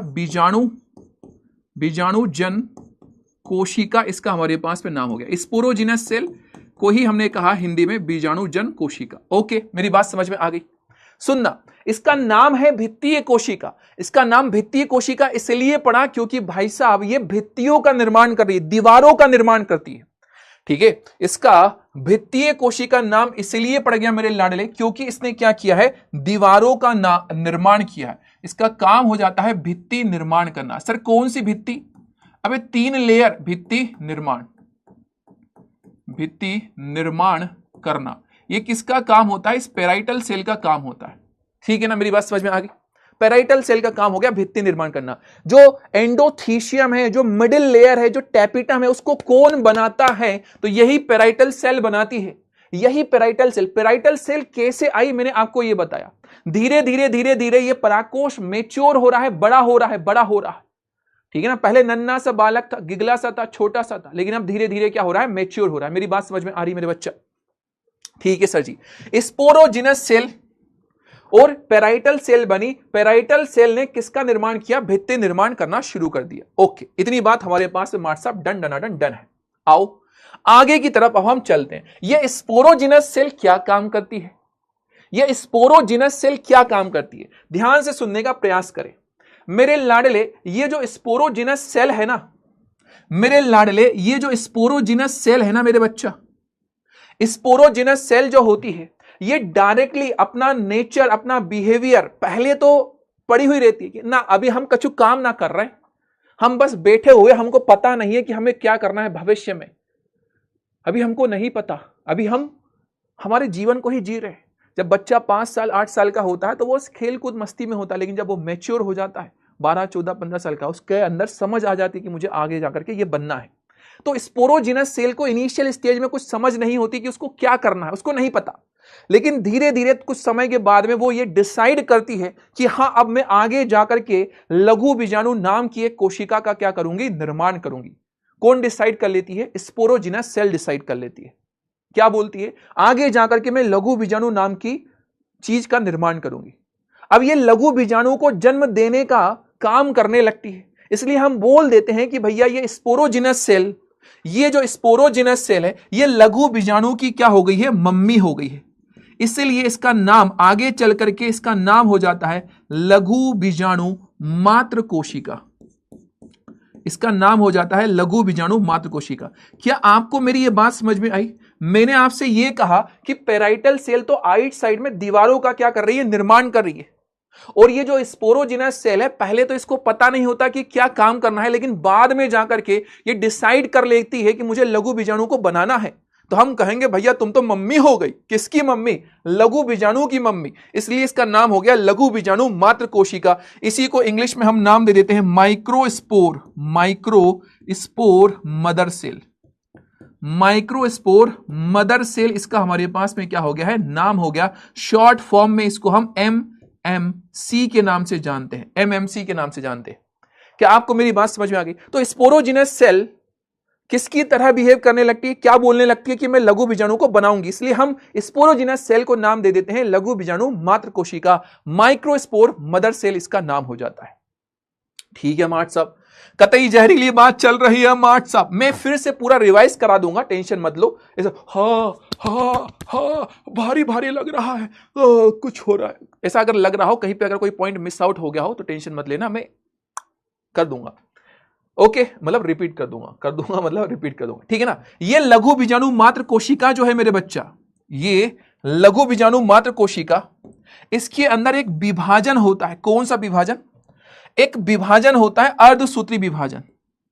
एक विभाजन होता है अर्धसूत्री विभाजन। तो लघु बीजाणु मात्र कोशिका के अंदर एक विभाजन हुआ। कौन सा वाला विभाजन हुआ? अर्धसूत्री विभाजन हुआ। अर्धसूत्री विभाजन हुआ। अब मैं आपको एक छोटे सा पॉइंट बता दूं। वैसे तो 9th क्लास में, 10th क्लास में, 11th क्लास में ये बताया जाता है, लेकिन फिर भी आप भूल गए हो तो मैं बता दूं। समसूत्री विभाजन अगर नाम आ जाए तो समसूत्री विभाजन में एक कोशिका जब टूटती है तो 2 कोशिका बनती है। जैसे ये आर्कीस्पोरियल सेल टूटी तो इसने 2 बनाई। क्यों? क्योंकि यहां पे समसूत्री विभाजन हुआ। अर्धसूत्री विभाजन जब भी होता है मेरे बच्चा तो एक कोशिका से 4 कोशिकाओं का क्या होता है? निर्माण होता है। ठीक है ना।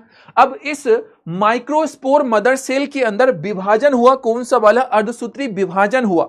और मैंने आपसे अभी कहा है कि अर्धसूत्री विभाजन का मतलब ही क्या होता है? अर्धसूत्री विभाजन का मतलब एक कोशिका से 4 कोशिकाएं बनेंगी। तो यहां पर मेरे लाडले, मेरे झिंगुरे, एक साथ में 4 कोशिकाओं का क्या हो जाता है? निर्माण हो जाता है। यहां पर मेरे लाडले, मेरे झिंगुरे, एक साथ में क्या होता है? 4 कोशिकाओं का निर्माण हो जाता है। क्या आपको मेरी ये बात समझ में आ गई? मेरे मुन्ना, मेरे चुन्ना, मेरी बात समझ में आ गई क्या? यहां पर एक साथ में 4 कोशिकाओं का निर्माण होता है। 4 कोशिका एक ही बारी में 4 कोशिकाएं यहां पे क्या हो गई? बन गई। 1 2 3 4। यह है एक ऊपर के साइड में कोशिका। ये चारों कोशिकाएं एक गुच्छे के अंदर आपको क्या हो रही है? दिखाई दे रही है। जब चारों कोशिकाएं एक गुच्छे में दिखाई दे रही है, एक साथ प्रेजेंट है, तो इसे हम गुच्छे को बोलते हैं चतुष्क। क्यों? 4 है, इसलिए इसका नाम हो गया है चतुष्क। और क्या बना है यहां पे? लघु बीजाणु बना है, इसलिए इसका नाम हो जाता है लघु बीजाणु चतुष्क। लघु बीजाणु चतुस्क इसका हमारे पास में नाम हो गया है। लघु बीजाणु चतुस्क इसका हमारे पास में नाम हुआ। एक माइक्रोस्पोर मदर सेल अर्धसूत्री विभाजन हुआ, 4 लघु बीजाणु बने, चारों एक साथ प्रेजेंट थे, इसलिए उसको कहा लघु बीजाणु चतुस्क के नाम से हमने नाम दिया। माइक्रोस्पोर टेट्राड बोलते हैं। बाद में जाकर के ये चारों भाई जो हैं वो क्या हो जाते हैं, अलग हो जाते हैं। जब इन भाइयों का शादी ब्याह हो जाता है तो चारों भाइयों की जो बीवी होती है, घरवाली होती है, वो लड़ाई दंगे करके इन चारों को क्या कर देती है, अलग करवा देती है। इन चारों को अलग कर देती है। तो चारों जो लघु बीजाणु हैं वो अलग हो जाते हैं बाद में। चारों लघु बीजाणु क्या हो जाते हैं, अलग हो जाते हैं। मेरी बात समझ में आ गई है क्या? एनी कंफ्यूजन मेरे लाडले? बोलो मेरे झिंगुरे। सर बस बस बस हो गया, ये वाली प्रोसेस यहां पे खत्म हो गई। लघु बीजाणु। एनी कंफ्यूजन मेरे लाडले, मेरे झमुरे? इसमें कोई समस्या है क्या? पूरी पिक्चर क्लियर है या नहीं है? मैं एक बार फिर से रिपीट करूंगा, पहले बता दो कि अभी तक किस किस को समझ में आ गया। फायर इमोजी भेज करके बता दो। मेरी उम्र के नौजवानों जरा जल्दी से तुम तो बता दो, क्या तुम्हें मेरी बात समझ में आ गई?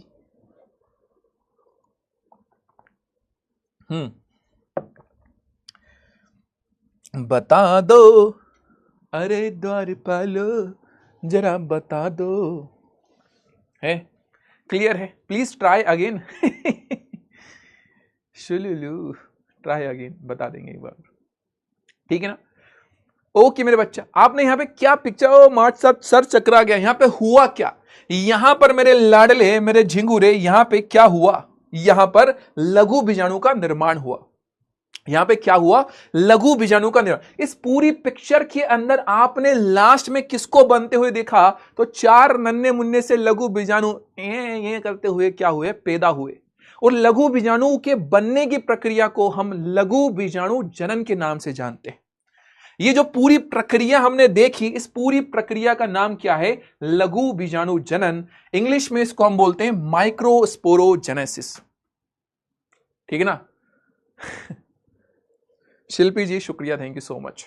यस, हाँ जी। तो एक बार हम इसको थोड़ा सा रिपीट कर देते हैं, क्विक इसका रिवीजन करवा देते हैं आपको, और इसके बाद में कैसे सवाल पूछे जाएंगे, किस तरह से सवाल बोर्ड एग्जाम में आए हुए सब बताऊंगा। जरा रुक जाओ, मैंने सुनो जरा ध्यान से। अबे कहां गया? ये रहा। मैंने सबसे पहले आपसे क्या कहा? मैंने आपसे सबसे पहले यह कहा कि महाराज अभी परागकोश जस्ट लगा हुआ है, बच्चा है, बचुआ है जरा सा अपना। ये जरा सा जो बचुआ आपको दिखाई दे रहा है, इसको हमने कहा अपरिपक्व है। इसके अंदर कुछ नहीं है, बस एक लेयर दिखाई दे रही है एपिडर्मिस, और कुछ भी नहीं है। जब ये बचुआ परिपक्व हो जाता है, परिपक्व होने वाला होता है, तो क्या परिवर्तन देखने को मिलते हैं? एपिडर्मिस के नीचे के साइड एक कोशिका होती है जिसका नाम होता है हाइपोडर्मल सेल। अधस्तरीय कोशिका उसका हमारे पास में नाम होता है। अधोस्तरीय कोशिका उसका हमारे पास में क्या हो गया है? नाम हो गया। अधोस्तरीय कोशिका हमने उसका नाम रख दिया। एपिडर्मिस जो लेयर है उसके जस्ट नीचे की कोशिका, उस कोशिका के अंदर का कोशिका द्रव्य क्या हो रहा है? बढ़ रहा है। वो कोशिका द्रव्य बढ़ गया, इसलिए हमने उसका नाम चेंज कर दिया। हमने उसका नाम रख दिया आर्कीस्पोरियल सेल। हिंदी में बोल दिया प्रप्रसु कोशिका। ये आर्कीस्पोरियल सेल समसूत्री विभाजन करती है। समसूत्री विभाजन का मतलब क्या? एक कोशिका समसूत्री विभाजन अगर करेगी तो वो 2 हिस्सों में बट जाती। आर्कीस्पोरियल सेल ने समसूत्री विभाजन किया, इसकी वजह से ये 2 हिस्सों में टूट गई। 2 हिस्से, 2 कोशिकाएं बनी। एक का नाम था पेराइटल सेल और दूसरी वाली का नाम था हमारे पास में स्पोरोजिनस सेल। एक का नाम था हमारे पास में पेराइटल सेल और एक का नाम था हमारे पास में स्पोरोजिनस सेल। जो पेराइटल सेल है, इसको हिंदी में हमने भित्तीय कोशिका नाम दिया, और इसका काम भी वैसा ही है। ये भित्ति का निर्माण करती है। एपिडर्मिस के नीचे एंडोथीशियम का, मिडिल लेयर का और टैपिटम का क्या करती है? निर्माण करती है। कौन? भित्तीय कोशिका। याद रहेगा। यहां पर ये जो दूसरी कोशिका थी जिसे हमने स्पोरोजिनस सेल के नाम से जाना, ये स्पोरोजिनस सेल पहले तो बैठी रहती है ऐसी पगली सी, पता ही नहीं है क्या काम करना है, लेकिन बाद में जाकर के उसको समझ में आता है कि मैं तो लघु बीजाणु का निर्माण करूंगी। तो हम उसको बोल देते हैं कि बेटी तुम तो लघु बीजाणु की मम्मी बनने की कोशिश कर रही हो। लघु बीजाणु मात्र कोशिका तुम्हारा नाम होगा, माइक्रोस्पोर मदर सेल तुम्हारा नाम होगा। वो बोलती है नाम रख दिया तो मैं काम भी करूंगी। क्या काम करूंगी? अर्धसूत्री विभाजन से मैं लघु बीजाणु का निर्माण करूंगी। अर्धसूत्री विभाजन में क्या होता है? एक कोशिका से 4 कोशिका बनती है। तो यहां पर इस एक कोशिका से 4 कोशिकाएं बन गई, इन्हें हमने लघु बीजाणु नाम दिया। ये लघु बीजाणु चारों एक साथ रहते हैं शुरू में, इसीलिए हम बोल देते हैं चतुष्क। लघु बीजाणु चतुष्क हमेशा एक साथ रहते हैं क्या? नहीं, बाद में जाकर के ये चारों लघु बीजाणु अलग हो गए। इस पूरी प्रक्रिया को हमने लघु बीजाणु जनन नाम दिया। एनी कंफ्यूजन मेरे लाडले? कोई समस्या मेरे झिंगुरे? चलो आओ जरा इसके कुछ स्पेशल से जो पॉइंट्स है वो मैं तुम लोगों को लिखवा दूं और इसके बारे में मैं आपको कुछ चीजें मैं बता दूं। चलो आओ यहां पर जरा ध्यान से सुनने का प्रयास करो। कौन से पेन से लिखूं? इससे लिखूं। चलो स्पेशल पॉइंट, स्पेशल पॉइंट है। और स्पेशल का मतलब आईएमपी समझ लो भैया। ओ मेरे भैया, स्पेशल का मतलब आईएमपी समझ लो। स्पेशल पॉइंट माइक्रोस्पोरोजेनेसिस, इसका मतलब क्या होता है मार्ट साहब? देखो हमारे पास में गुरुदेव एक कोशिका थी, उस कोशिका का नाम था हमारे पास में क्या? लघु बीजाणु मात्र कोशिका। एक कोशिका थी हमारे पास में, नाम था उसका लघु बीजाणु मात्र कोशिका। ये जो लघु बीजाणु मात्र कोशिका है मेरे लाडली, ये लघु बीजाणु मात्र कोशिका जो है मेरी लाडली, माइक्रोस्पोर मदर सेल जो है मेरे बच्चा, मदर सेल, इसने कौन सा विभाजन किया मेरे लाडली? मेरे लाडले इसने कौन सा विभाजन किया? सर जी अर्धसूत्री विभाजन किया।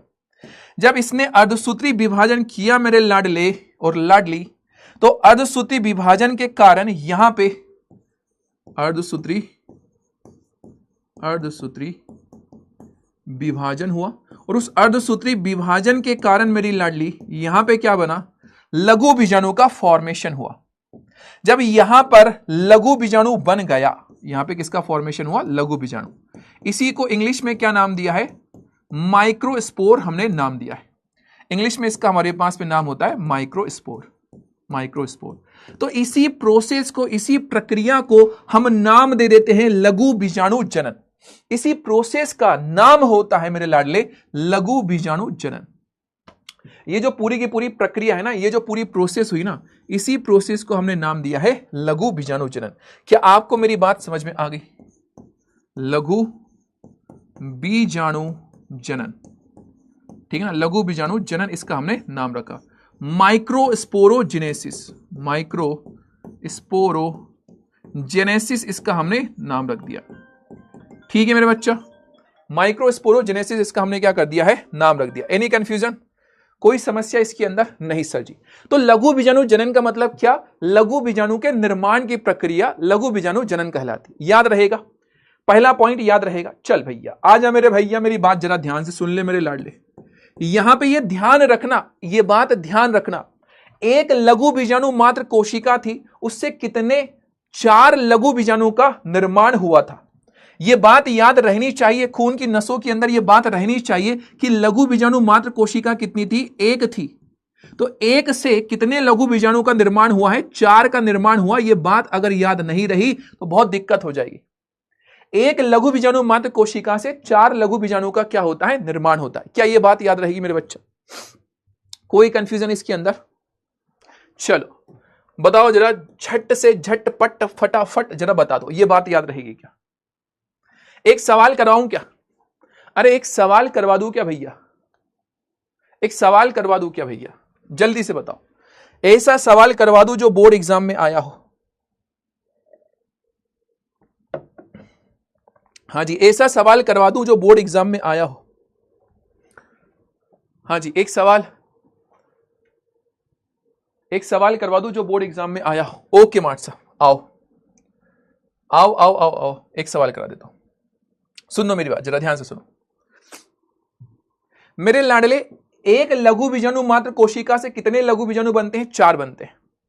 कितने बनते हैं? 4 बनते हैं। ओके, अगर मैं आपसे ये पूछूं कि हमें 400 लघु बीजाणु बनाना है, 400 लघु बीजाणु बनाना है, 400 लघु बीजाणु बनाने के लिए कितनी कोशिकाओं की जरूरत होगी, कितनी लघु बीजाणु मात्र कोशिकाओं की जरूरत होगी?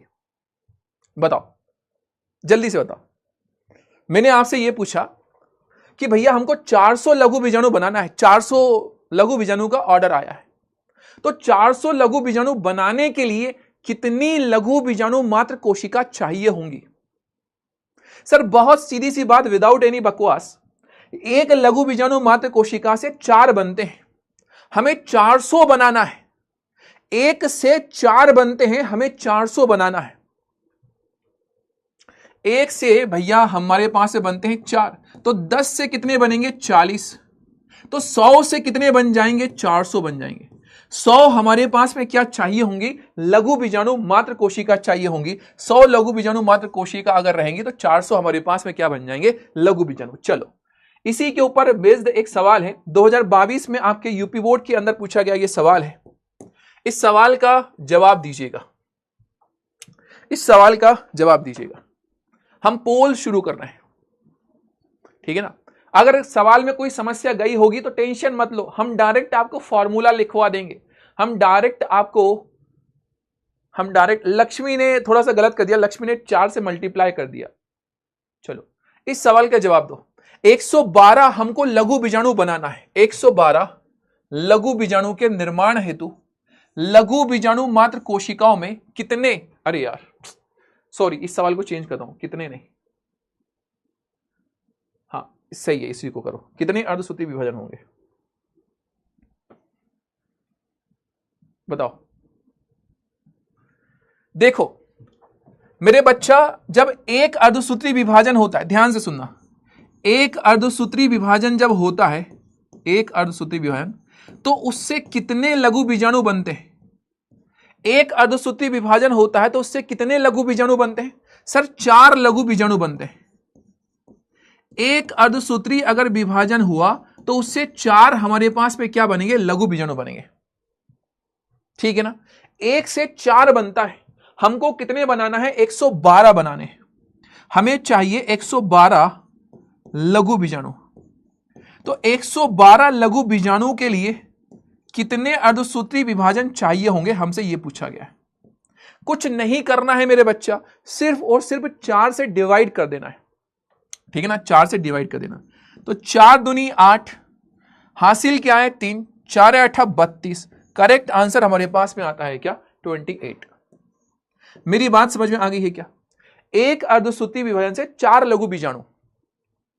भैया 10 रुपए में 12 केले आते हैं, तो 24 केले के लिए हमें कितने रुपए चाहिए हैं, यह पूछा। 10 रुपए में 12 केले आते हैं, हमको 24 केले चाहिए, तो कितने पैसों की जरूरत होगी? सर 20 रुपए की। सीधी सी बात, गणित समझ में आ रहा है?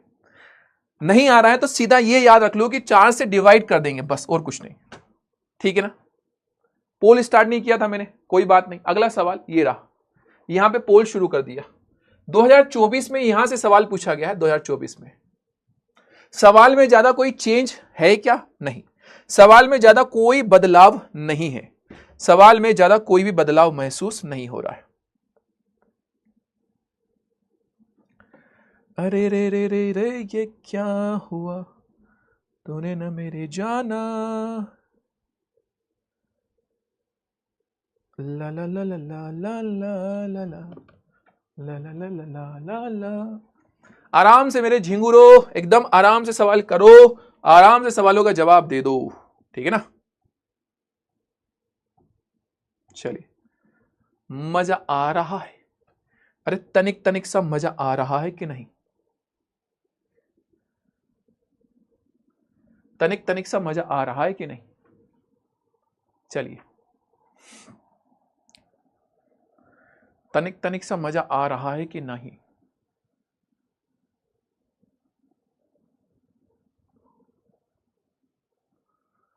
नैनों में सपना, सपनों में सजना। Hello Naina, how are you?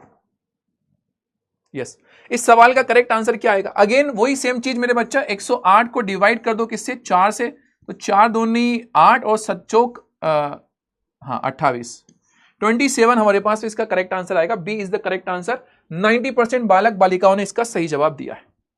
बोलो भैया, कोई समस्या नजर आई? कोई दुविधा इसके अंदर नजर आई क्या? ठीक है ना। तो अगर आपसे पूछा जाए, मैं यहां पे आपको सीधा सट फॉर्मूला लिखवा देता हूं, भविष्य में आपको समस्या नहीं जाना चाहिए। लघु बीजाणु मात्र कोशिका, या फिर मैं लिख देता हूं अर्धसूत्री विभाजन की संख्या, अर्धसूत्री विभाजन की संख्या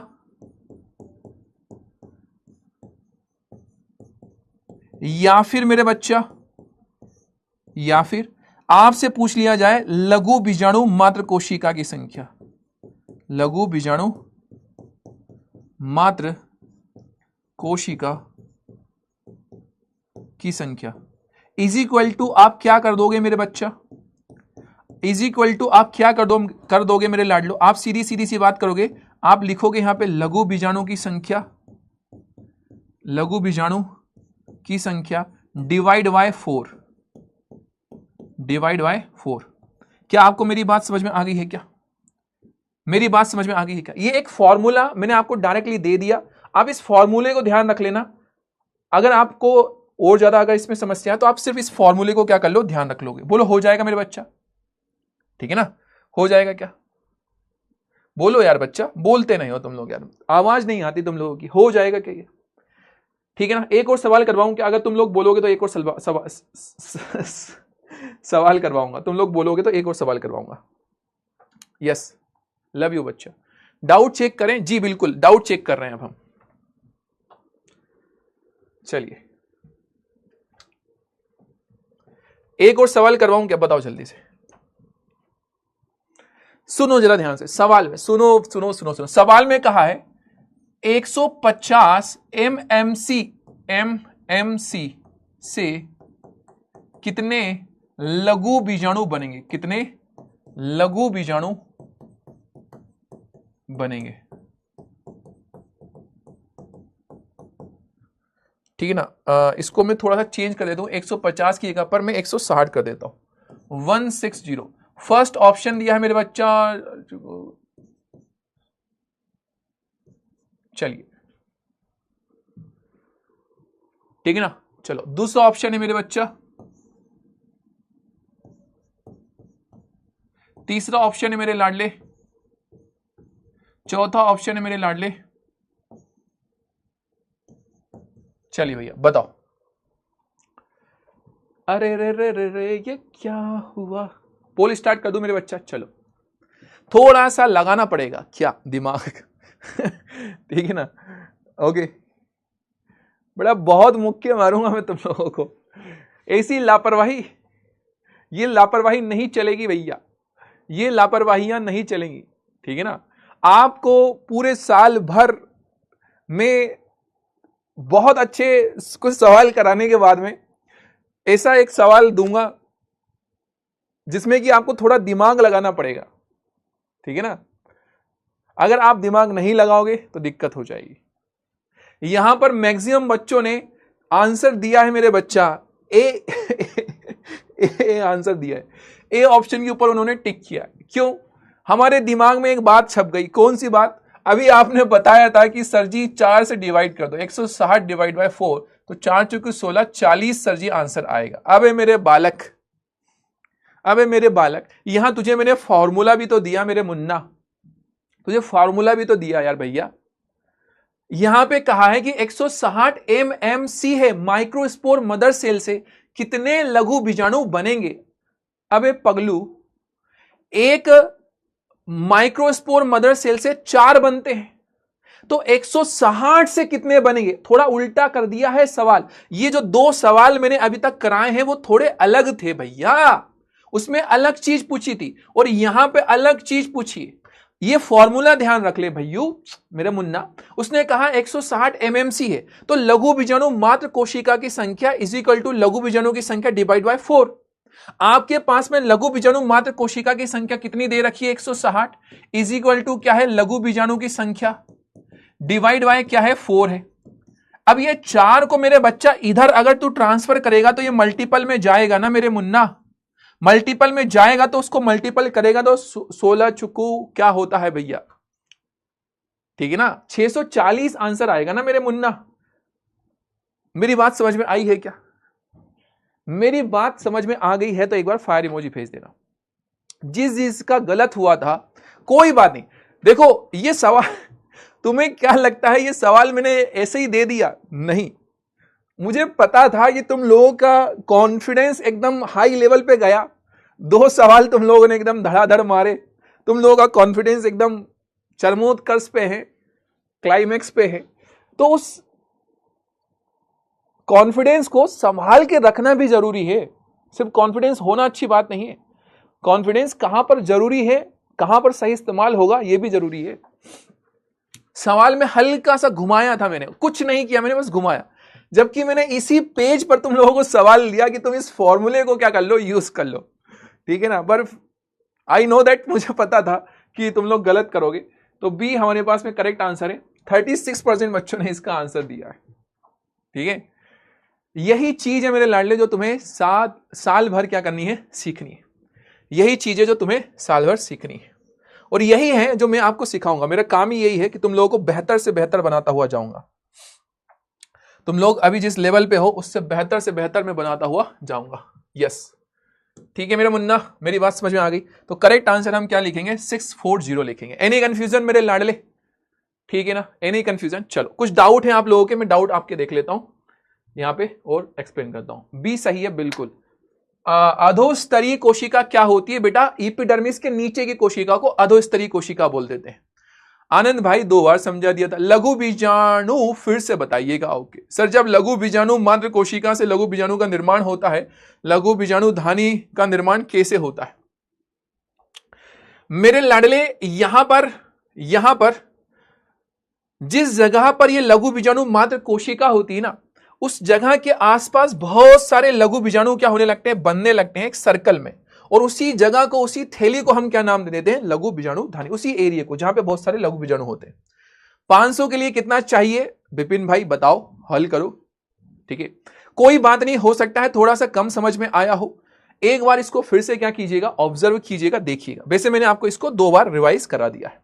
चलिए, एनीथिंग एल्स, इसके अलावा कुछ और, एक पॉइंट और जो कि मुझे बताना है, मैं वो बताता हूं तुम्हें, ठीक है ना। एक पॉइंट और जो मैं बताना चाहूंगा तुम लोगों को, वो बताता हूं मैं। ला ला ला ला ला ला ला ला ला ला ला। अब देखो मेरे लाडलो, एक जरा सी, एक छोटी सी जो बात है वो मेरी जरा ध्यान से सुनो। एक जरा छोटी सी बात है, उसको जरा ध्यान से सुन लो। अगर आपकी परमिशन हो तो जरा ध्यान से सुनो, ठीक है ना। क्या बात है मार्ट साहब, क्या बात है मार्ट साहब, कौन सी बात है मार्ट साहब, कौन सी बात है मार्ट साहब? देखो भैया, कौन सी बात है मार्ट साहब, देखो भैया कहां गई। यहां पर ये सवाल मेरे लाडले 5 नंबर में आया हुआ है, 5 नंबर में आया है। मैंने पहले दिन जब क्लास ली थी, मैंने पहले दिन ही क्लास में ये बताया था मेरे बच्चा कि अगर आप मेरे शॉर्ट नोट्स भी अगर कर लोगे तो उससे आप लॉन्ग आंसर अपने आप बना करके लिखोगे। कैसे, सिखा रहा हूं आपको। ये वाला डायग्राम पूरा याद हो जाना चाहिए, ये पूरा आपके दिमाग में छपा रहना चाहिए, ठीक है सच। ये पूरा आपके दिमाग में अगर छपा रहेगा तो आपके लिए इजी हो जाएगा। कैसे, कुछ नहीं है, जो डायग्राम में मैंने समझाया वही चीज आपको क्या करनी है, आंसर में लिखनी है। आवृत बीजी पौधों में लघु बीजाणु जनन की प्रक्रिया का सचित्र वर्णन कीजिए। ये हमारे पास में सवाल है, डायग्राम के साथ में वर्णन करना है। अगेन फिर से मैं कह दूं, डायग्राम के साथ में क्या करना है, वर्णन करना है। तो डायग्राम मैंने बताया है, क्या लिखना है। प्रारंभिक अवस्था में पराग कोश, ध्यान से सुनो, ध्यान से सुनो, ध्यान से सुनो। प्रारंभिक अवस्था में पराग कोश केवल एपिडर्मिस से घिरा होता है। पराग कोश की चारों पालियों में बाह्य त्वचा के नीचे अलग अलग अधस्तरीय कोशिकाएं बड़े आकार की तथा अच्छे से दिखाई देने लगती है। इस कोशिका को प्रप्रशु कोशिका कह देते हैं। प्रप्रशु कोशिका में विभाजन होता है, समसूत्री विभाजन, उसी को यहां पे परिणत विभाजन के नाम से जाना गया है, जिससे कि 2 कोशिकाओं का निर्माण होता है। प्राइमरी पेराइटल सेल, यह बाहरी कोशिका है जो कि विभाजित होकर के भैया भित्ति का निर्माण करती है। दूसरी प्राथमिक बीजाणुजन कोशिका, यह भीतरी कोशिका है जो कि अनियमित विभाजन मतलब अर्धसूत्री विभाजन के द्वारा बीजाणुजन कोशिकाओं का समूह बनाती है। यह डायरेक्टली लघु बीजाणु मात्र कोशिकाओं की तरह काम करती है। प्रत्येक लघु बीजाणु मात्र कोशिका अर्धसूत्री विभाजन के द्वारा विभाजित होकर 4 लघु बीजाणु बनाती है। चारों लघु बीजाणु एक समूह में होते हैं, इसे लघु बीजाणु चतुष्क कहा जाता है। यहां पर एक शब्द भी बेटा ऐसा नहीं है जो आउट ऑफ द आपके शॉर्ट नोट से बाहर हो। इसको, इस पूरी थ्योरी को आपको याद करने की जरूरत नहीं है, बस ध्यान से सुनो। क्या करेंगे, लघु बीजाणु के निर्माण कैसे लिखना है, आंसर जरा ध्यान से सुनो। इस पूरे डायग्राम से मैं आंसर लिखना बता रहा हूं। लघु बीजाणु के निर्माण की प्रक्रिया लघु बीजाणु जनन कहलाती है। प्रारंभिक अवस्था में अपरिपक्व परागकोश में केवल एक त्वचा होती है, बाह्य त्वचा। इसके नीचे की कोशिका हाइपोडर्मल कोशिका, अधस्तरीय कोशिका कहलाती है। इसका कोशिका द्रव्य बढ़ता है, इसके कारण इसका नाम हम आर्की स्पोरियल कोशिका, प्रपशु कोशिका रख देते हैं। प्रपशु कोशिका समसूत्री विभाजन के द्वारा विभाजित होकर 2 कोशिकाओं का निर्माण करती है, प्राइमरी पेराइटल सेल और बीजाणुजन कोशिका। हेडिंग डालोगे भित्तीय कोशिका। भित्तीय कोशिका भित्ति निर्माण का काम करती है। दूसरी हेडिंग डालोगे बीजाणुजन कोशिका। यह कोशिका लघु बीजाणु मात्र कोशिका की तरह कार्य करती है और अर्धसूत्री विभाजन के द्वारा 4 लघु बीजाणु का निर्माण करती है। चारों लघु बीजाणु एक गुच्छे में होते हैं, जिसे लघु बीजाणु चतुष्क कहते हैं। इस पूरे डायग्राम से आपको आंसर बना करके लिखना है, ठीक है ना, आंसर बना करके लिखना है। ओके मेरे बच्चा, क्या आपको मेरी बात समझ में आ गई मेरे लाडले, ठीक है ना। अब 2 ऑप्शन है, आपको अगर नहीं बनाना है, अगर बना करके लिखना है तो आपके लिए मैंने सेम लैंग्वेज में मेरे बच्चा लिख करके दिया है, ठीक है, ये सेम लैंग्वेज में मैंने लिख करके दिया। पर मैं अगेन फिर से मैं आपसे यही कहूंगा कि आप अगर आंसर बनाना सीख गए मेरे बच्चा, तो आपकी बायोलॉजी और ज्यादा ईजी हो जाएगी, ठीक है ना, बहुत ज्यादा ईजी हो जाएगी, ठीक है। ओके भाई साहब, इतनी बात क्लियर है क्या?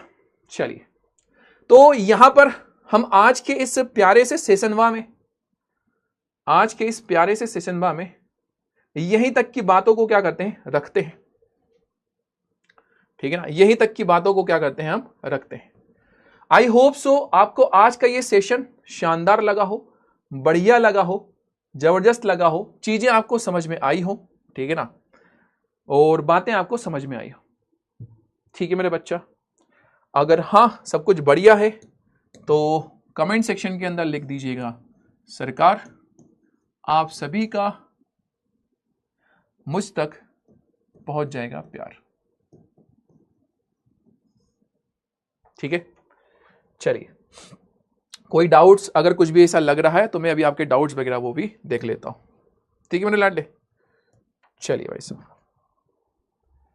ला ला ला ला। शॉर्ट और लॉन्ग आंसर को पॉइंट्स में लिखेंगे नहीं मेरे बच्चा साक्षी। लॉन्ग आंसर कैसे लिखना है ये मैं आपको यहां पे बता दे रहा हूं। जैसे मैंने यहां पे इस लॉन्ग आंसर को लिखा है पूरा, इसी तरह से आपको लॉन्ग आंसर को लिखना है। इसी तरह से पूरा पैराग्राफ बना करके आप क्या करोगे, लॉन्ग आंसर को लिखोगे, ठीक है ना, पूरा पैराग्राफ बना करके। मेरे बच्चा एक चीज में तुम लोगों को ये मैं बता दूं, तुम लोगों के साथ में फेयरनेस, मतलब भाई जो सही है वो सही है, वो वाली कंडीशन में रखना पसंद करता हूं। आपका जो बोर्ड एग्जाम है वो बेटा जी थ्योरेटिकल एग्जाम है, मतलब आप जितना अच्छा लिखेंगे उतना अच्छा आपको मार्क्स मिलेंगे, ठीक है ना। होता यह है मेरे बच्चा कि हम अच्छे से लिखते नहीं है, हम अच्छे से रिप्रेजेंट नहीं करते, हम लापरवाही करते हैं। जैसे आप में से मैक्सिमम बच्चों के मन में ये सवाल मतलब आया होगा, सर इतना बड़ा आंसर लिखेंगे क्या हम, ये इतना बड़ा आंसर लिखेंगे क्या सर हम? तो इसका जवाब ये है कि हाँ, इतना बड़ा आंसर आपको लिखना पड़ेगा। 5 नंबर का सवाल है, अगर आप इतने बड़े आंसर में से एक लाइन भी अगर कम कर रहे हैं मेरे बच्चा, तो ये यकीन मानिएगा आपका नंबर कटेगा। और हर साल ऐसा होता है मेरे बच्चा, बहुत से बच्चे होते हैं उनको एक्सपेक्टेशन होती है कि नहीं हमने तो पूरा सवाल अटेंड किया, हमें इतना मार्क्स मिलना चाहिए, टोटल कर रहे हैं तो हमारे तो 65 मार्क्स आ रहे हैं। लेकिन एग्जाम जब रिजल्ट आया तो 50 मार्क्स आए, 55 मार्क्स आए 70 में से, 70 के पेपर में से। अब उसमें बच्चा क्या करता है कि जो बोर्ड होता है कि भैया यूपी बोर्ड गद्दा, ऐसा यूपी बोर्ड बेसा, फलाना ढिमकाना, उसको गाली देने लगता है। बट कहीं ना कहीं, मैं ये नहीं कह रहा हूं कि सब बच्चे ऐसे के साथ में ऐसा, कहीं ना कहीं थोड़ा बहुत हम भी मिस्टेक कर देते हैं। दैट्स व्हाई एग्जामिनर हमारे नंबर को क्या कर लेता है, कट कर लेता है। तो हमें अपनी तरफ से फुल प्रूफ रहना है मेरे बच्चा, अपना नंबर कहीं भी कटने नहीं देना है। हर साल मैं तो देखता हूं, आप इस साल भी देखेंगे यही कहानी फिर से चलेगी जब रिजल्ट आएगा, ठीक है। तो ओके चलिए, एनी कंफ्यूजन मेरे लाडलो? चलिए बहुत बढ़िया। ओके मेरे बच्चा, एनी कंफ्यूजन? नहीं सर जी, कुछ डाउट से देख लेता हूं। व्हाट इज प्रपशु? बेटा कोशिका का नाम है प्रपशु, कोशिका का नाम है प्रपशु, वो कोशिका है, प्रपशु कोशिका। अंश भाई है, चारों में से चारों सवाल के आंसर दिए हैं। दूसरे नंबर पर वयान भाई है हमारे पास में, और आयुष पांडे जी है हमारे पास में, राव साहब जी हैं, सीखा है, ईशा है, विनीत भाई है, फोटोकॉपी जी है। चलिए तो शुक्रिया, थैंक यू सो मच मेरे लाडलो, यूं ही प्यार आपका बरकरार रखिएगा। सारे चैप्टर्स आपके बहुत फिंगर टिप्स पर हो जाएंगे, टेंशन ना लीजिएगा, ठीक है ना, और मजे से देखते रहिएगा, बस आपका साथ आपका प्यार चाहिए, दैट्स इट। बाकी तो क्या, ऊपर वाले की मर्जी के आगे फिर कुछ नहीं। चलिए एक बार समझा दो कन्हैया जी, कौन सी वाली चीज समझाना है? लघु बीजाणुओं का फिगर बनाने को आता है? यस पूर्णिमा, देखो मेरे बच्चा, यहां पे इस सवाल में बोला है ना, लघु बीजाणु जनन प्रक्रिया का सचित्र वर्णन कीजिए, तो इसमें डायग्राम बना। लघु बीजाणु का डायग्राम आता है क्या? ये नेक्स्ट क्लास में बताऊंगा, सवाल कराऊंगा नेक्स्ट क्लास में, उसमें आपको पता चल जाएगा कि लघु बीजाणु का डायग्राम आता है या नहीं। ठीक है मेरे बच्चा, चलिए हैप्लॉइड क्या होता है अभी लिखा देखा। बहुत अच्छा सवाल पूछा सूर्यांश भाई ने। सूर्यांश भाई इसको मैं कल वाली क्लास में बताऊंगा, क्योंकि अभी बहुत सारे बच्चे जो है वो अलविदा बोल गए होंगे, तो ये वाली बात अपन नेक्स्ट क्लास में मैं जरूर बताऊंगा। इसी टॉपिक से रिलेटेड है, इसी डायग्राम से रिलेटेड मैं बताऊंगा। सर पहले लक्ष्मी बेटा जी, ये आपके ऊपर डिपेंड करता है, आप पहले थ्योरी लिख दो उसके बाद में डायग्राम बना दो, या पहले डायग्राम बना दो उसके बाद थ्योरी लिख दो, ये आपके ऊपर डिपेंड है, कोई टेंशन नहीं। इसका नाम किसने दिया है? सारे मेरे लाडले, मेरे लाडले। 250 MMC के लिए कितने चाहिए? क्या चाहिए ये तो बताओ। लघु बीजाणु 250 MMC से कितने लघु बीजाणु बनेंगे ये पूछ रहे हो, तो 1000 बनेंगे मेरे बच्चा, 4 से सीधा मल्टीप्लाई कर देना है, ठीक है ना। हाँ, माइक्रोस्पोरोजेनेसिस प्रोसेस में 5 स्टेप है ना, इससे ऐसे रिमेंबर रख सकते हैं। हाँ मेरे बच्चा, पॉलन एलर्जी बेटा जी कल बताऊंगा, पॉलन परागकण पॉलन ग्रेन का डायग्राम और ये सब बताऊंगा, तो उसमें पॉलन एलर्जी और इसके बारे में बताऊंगा, ठीक है ना। चलिए तो शुक्रिया, थैंक यू सो मच मेरे लाडलो, bye bye, take care, love you all, अपना बहुत ज्यादा ध्यान रखिएगा, मस्त रहिएगा, मजेदार रहिएगा और देखते रहिएगा सरकार को। थैंक यू सो मच मेरे लाडलो, thank you so much, bye bye, take care, जय हिंद, लव यू ऑल। ओके चलिए तो मिलते हैं कल की क्लास में, कल सैटरडे, कल की क्लास में मिलते हैं, वीडियो कॉल भी करेंगे कल की क्लास में और बहुत सारी पढ़ाई भी करेंगे। Thank you so much.